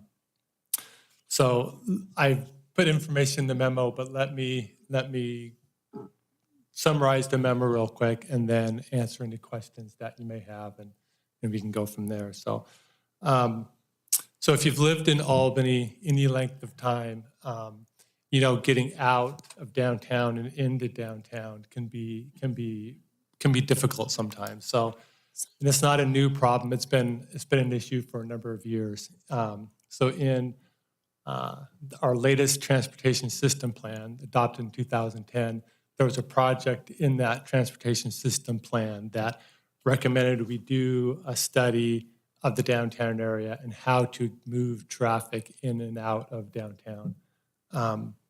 And so that's what this project is doing, is kind of following up on that recommendation from the last TSP. So what this project entails, what DKS will do, is they will take kind of an in-depth dive, in-depth look at what the traffic conditions are now. They'll do traffic counts and analyze what the traffic is currently. They will analyze or project what traffic will be in moving into the future. So they'll have a 20-year horizon. They'll look at what future traffic conditions will be. And that's based on what land use is now and what land use from the climate-friendly zones will be moving forward. So they'll take a look at future traffic conditions, and then they will pick projects and put those projects in the model that they build to try to mitigate what the traffic congestion is. So there's some projects identified in the 2010 TSP, some smaller intersection projects. They will model those. They'll brainstorm with city staff and with ODOT for some projects to try to mitigate that traffic congestion. One thing to keep in mind is that, well, let me state what the corridor is. So the area of Highway 20 that we're discussing is from North Albany Road up and over the bridges, through downtown, all the way to 9th Street. So the signal there at 9th Street is kind of the entrance to the couplet to Highway 99. So it's that section from North Albany through downtown. And a lot of that area is already built out through downtown. So there's not a lot of things that can happen as far as adding capacity. So it's going to be kind of sharpening the pencil and taking a look at intersection improvements, adding turn lanes, adjusting signal timing, kind of in the downtown corridor area. When we get to the other side of the bridge, out of downtown, it's taking a look at maybe adding a lane, possibly. You know, I don't want to try to guess what the traffic study is going to come up with, but it's coming up with various projects to try to mitigate the traffic. So, and that's kind of an expensive proposition with building the model and getting that traffic data. So, so what's driving the project? Why are we doing it now? Is there's a little bit of talk earlier. Ron Irish mentioned this a little bit. And Catlin too. In 2024, so in a year from now, ODOT is going to initiate the next TSP update, Transportation System Plan update. That's going to be a new look at our transportation system plan.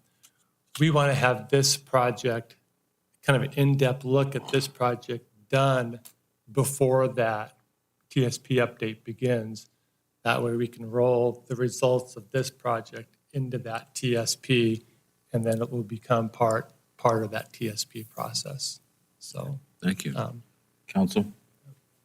Yeah, I have at least one question. Maybe it's a two-parter. I don't know. But I live in North Albany, and I drive this twice a day at least, every day.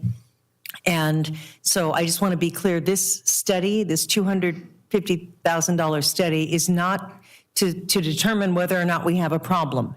We already know that we have a problem. Did I hear you correctly, that we're aware that there's a problem coming into town and leaving town traffic-wise? So this Correct. study is to determine solutions to make it less of a pain to get into town and to get out of town Yes. from North Albany Road. Correct, yeah. Okay, thank you. Just want to make sure I was understanding what we're spending this money on. Thank you. Thank you, Counselor. Any other counselor have a question, comment? Counselor McGee? Nope. Okay, thank you. Do I have a motion? Oh, you have something, Counselor? I move we approve a resolution accepting the proposal and awarding a contract to DKS Associates and authorizing the Public Works Director to enter into a contract with DKS Associates for $249,913 for engineering services. Have a second? Second. All those in favor say aye. Aye. Those opposed say no. Thank you. Motion passes. Item B, award of contract SS-23-02, Cured in Place Pipe Projects. Nolan Nelson, page 311, 317. Oh, Stacy Belcastro. Thank you. You've changed your hair. 311 through 317 in your packet. All right. Good evening, Mayor and councilors. Staff is recommending that council award a contract to Iron Horse. They are located out of Fairview, Oregon. This is a contract in the amount of $191,150 to construct the 2023 Cured in Place pipe projects. So these projects, it's to replace 5 segments.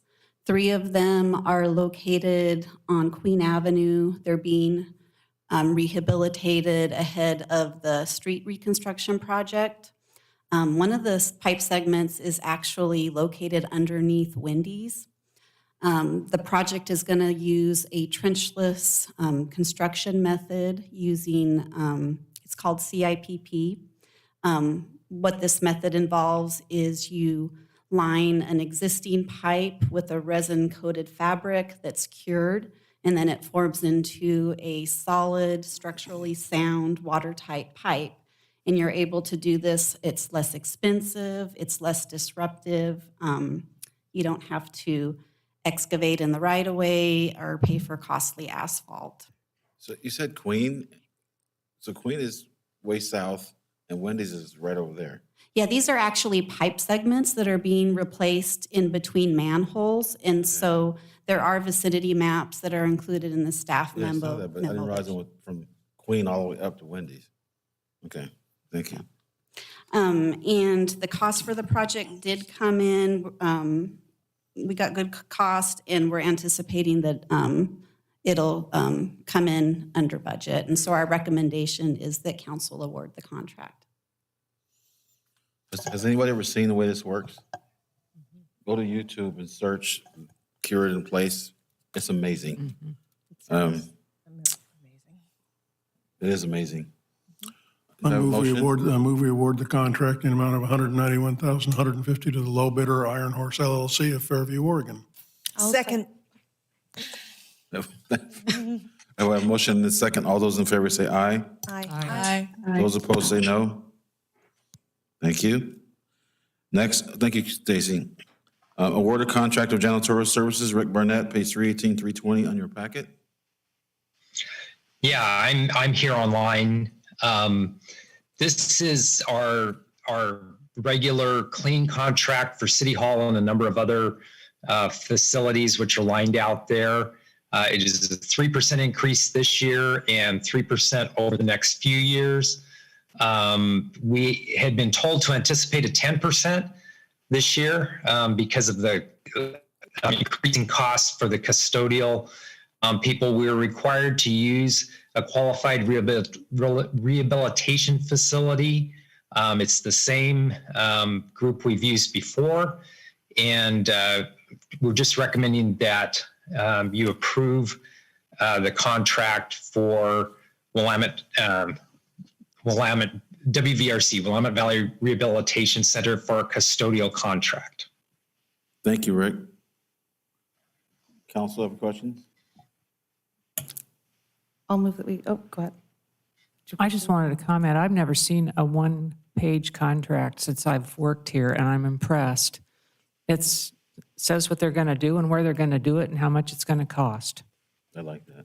Yeah. I'll move that we approve the contract to Willamette Valley Rehabilitation Center, authorizing Parks and Recreation to sign the contract for the next 5 years. A second. I have a motion and a second. Thank you, Councilor McGee. All those in favor say aye. Aye. Those opposed say no. Thank you. Next on the agenda items is, hello? Oh, okay, thank you.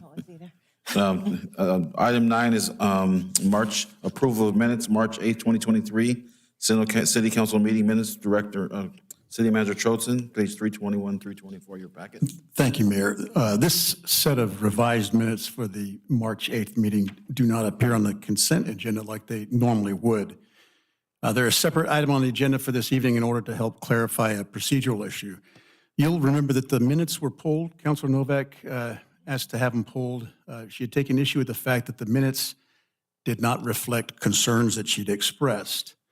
Along with other councilors, she had expressed her views on the proposed Benton County Justice Center, the Justice Center bond measure, but she voiced them after the voting had begun.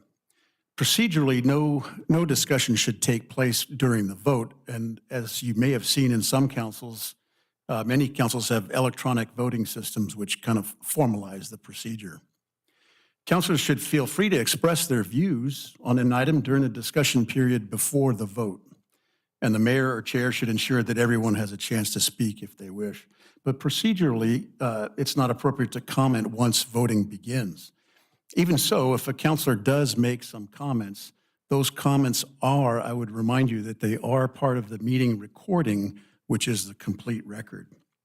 So we've added them here in a sentence. We've added them to the minutes, this set of minutes, as part of the discussion.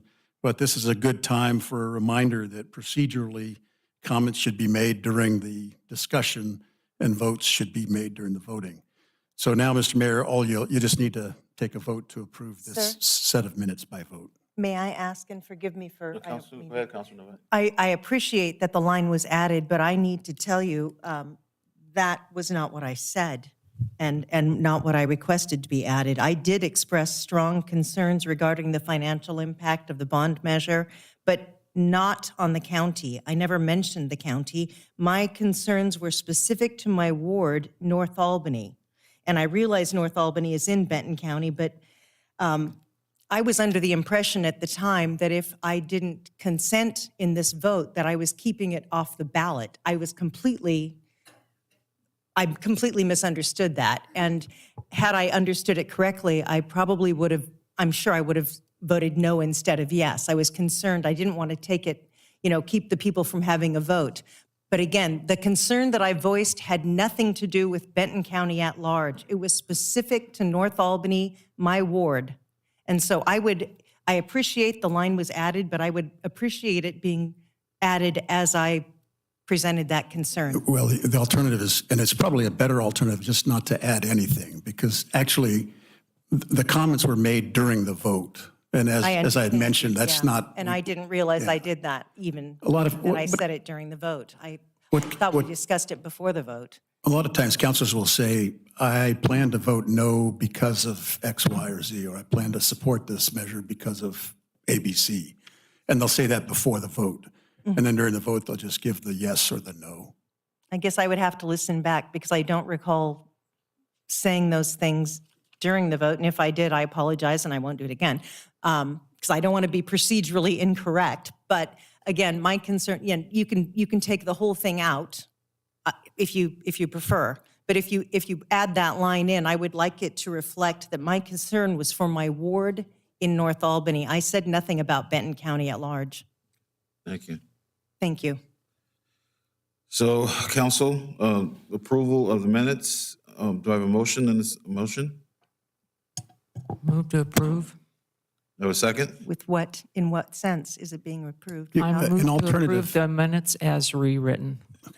I mean, and I As was going to say presented that in an the alternative could be that somebody could move that you take that sentence out and approve the minutes. Is there no way to put the sentence in and have it reflect what I actually said regarding my ward? Well, again, what was actually said was during the vote, and that would be, Well, then I would request that we remove the line if we're going to approve the minutes. Remove the line, because that's not what I I said. withdraw my motion. I move we approve the minutes with the line withdrawn. Both lines referring to anything that I might have said. I think there were two lines regarding Lines in council. question withdrawn. Motion, there was a second? I'll second that. All those in favor say aye. Aye. Those opposed say no. Thank you. Next on the agenda item is adoption of a consent calendar. Council, have a motion? I move that we adopt the consent calendar as outlined in the agenda. All those, there was a second? Second. All those in favor say aye. Aye. Aye. Those opposed say no. Thank you, councilors. Thank you. Next thing is going to be business from the council. I'll start with Councilor McGee. Nothing at the moment. Thank you. Hope you feel better. Councilor Novak. Thank you. I do have a couple items. One, I'm sure most of you are aware, and if you're not, you're about to be. Downtown businesses, we have property crimes, broken windows, violent crimes. A cook had his leg broken. I have business owner friends who were trapped in their vehicle by a man threatening them with a big stick standing outside of the car such that they couldn't get outside of the car, as if you were going to smash their windshield. My point here is this is unacceptable and something needs to be done. It's not okay for downtown businesses to have windows smashed. It's not okay for some poor guy behind the restaurant in the alley to have his leg broken. It doesn't, to me, the fact that someone who's doing these things isn't in their right mind, that doesn't make it acceptable or okay. So I would very much like something to be done with regard to these issues. This has to stop. Thank you. Thank you, Councilor. Councilor Kopsinski. Nothing tonight. Councilor Smith. Nothing. Councilor Montague. Nothing. Counselor Newton. Does everyone have about 30 minutes? I have a few things, just kidding. I have absolutely nothing. Nice. So Counselor, so for me, it was a rough week last week, but we did have 2 winners for the If I Were the Mayor contest. I want to thank Matt Harrington for getting his things, helping me through the whole process. We haven't announced the names yet because we're setting up a pizza lunch with me here at the City Hall. And so Matt and I are working on that. But we have no kids from the middle school submitted essays, but we had high school participants and we had elementary school participants. Some great artwork and they'll be displayed in the City Hall. And I'm excited about sharing this with you. Not as much turnout as last year, I think, because everybody's got things doing now because they're not caught inside the house. So the parents are like, go play and don't worry about this. And other than that, be safe. The weather's being weird right now. And I can't explain it, but I'm not trying to. Next will City Manager's report. And I won't prolong the evening any longer. I have nothing. Okay, thank you. At this time, we're going to recess to executive session to discuss real property transactions. And we can actually cut that out of the agenda Right. too. Yep, there's no need for. Oh, that takes care of that. So we didn't do that. So next meeting dates there's a lot of them. Tuesday, April 18th at 2023, 6 p.m., ARA Budget Committee meeting. Tuesday, April 18th, immediately following the ARA Budget meeting, City of Albany Budget Committee meeting. Thursday, April 20th, 2023, 6 p.m., City of Albany Budget Committee meeting. Friday, April 21st, if necessary, it's a budget meeting. Wednesday, April 26th at 5:15 is the ARA meeting. Monday, May 8th, 4 p.m. is the City Council work session. Wednesday, May 10th, 2023 is 6 p.m. is a City Council meeting. And I will adjourn the meeting. Thank you.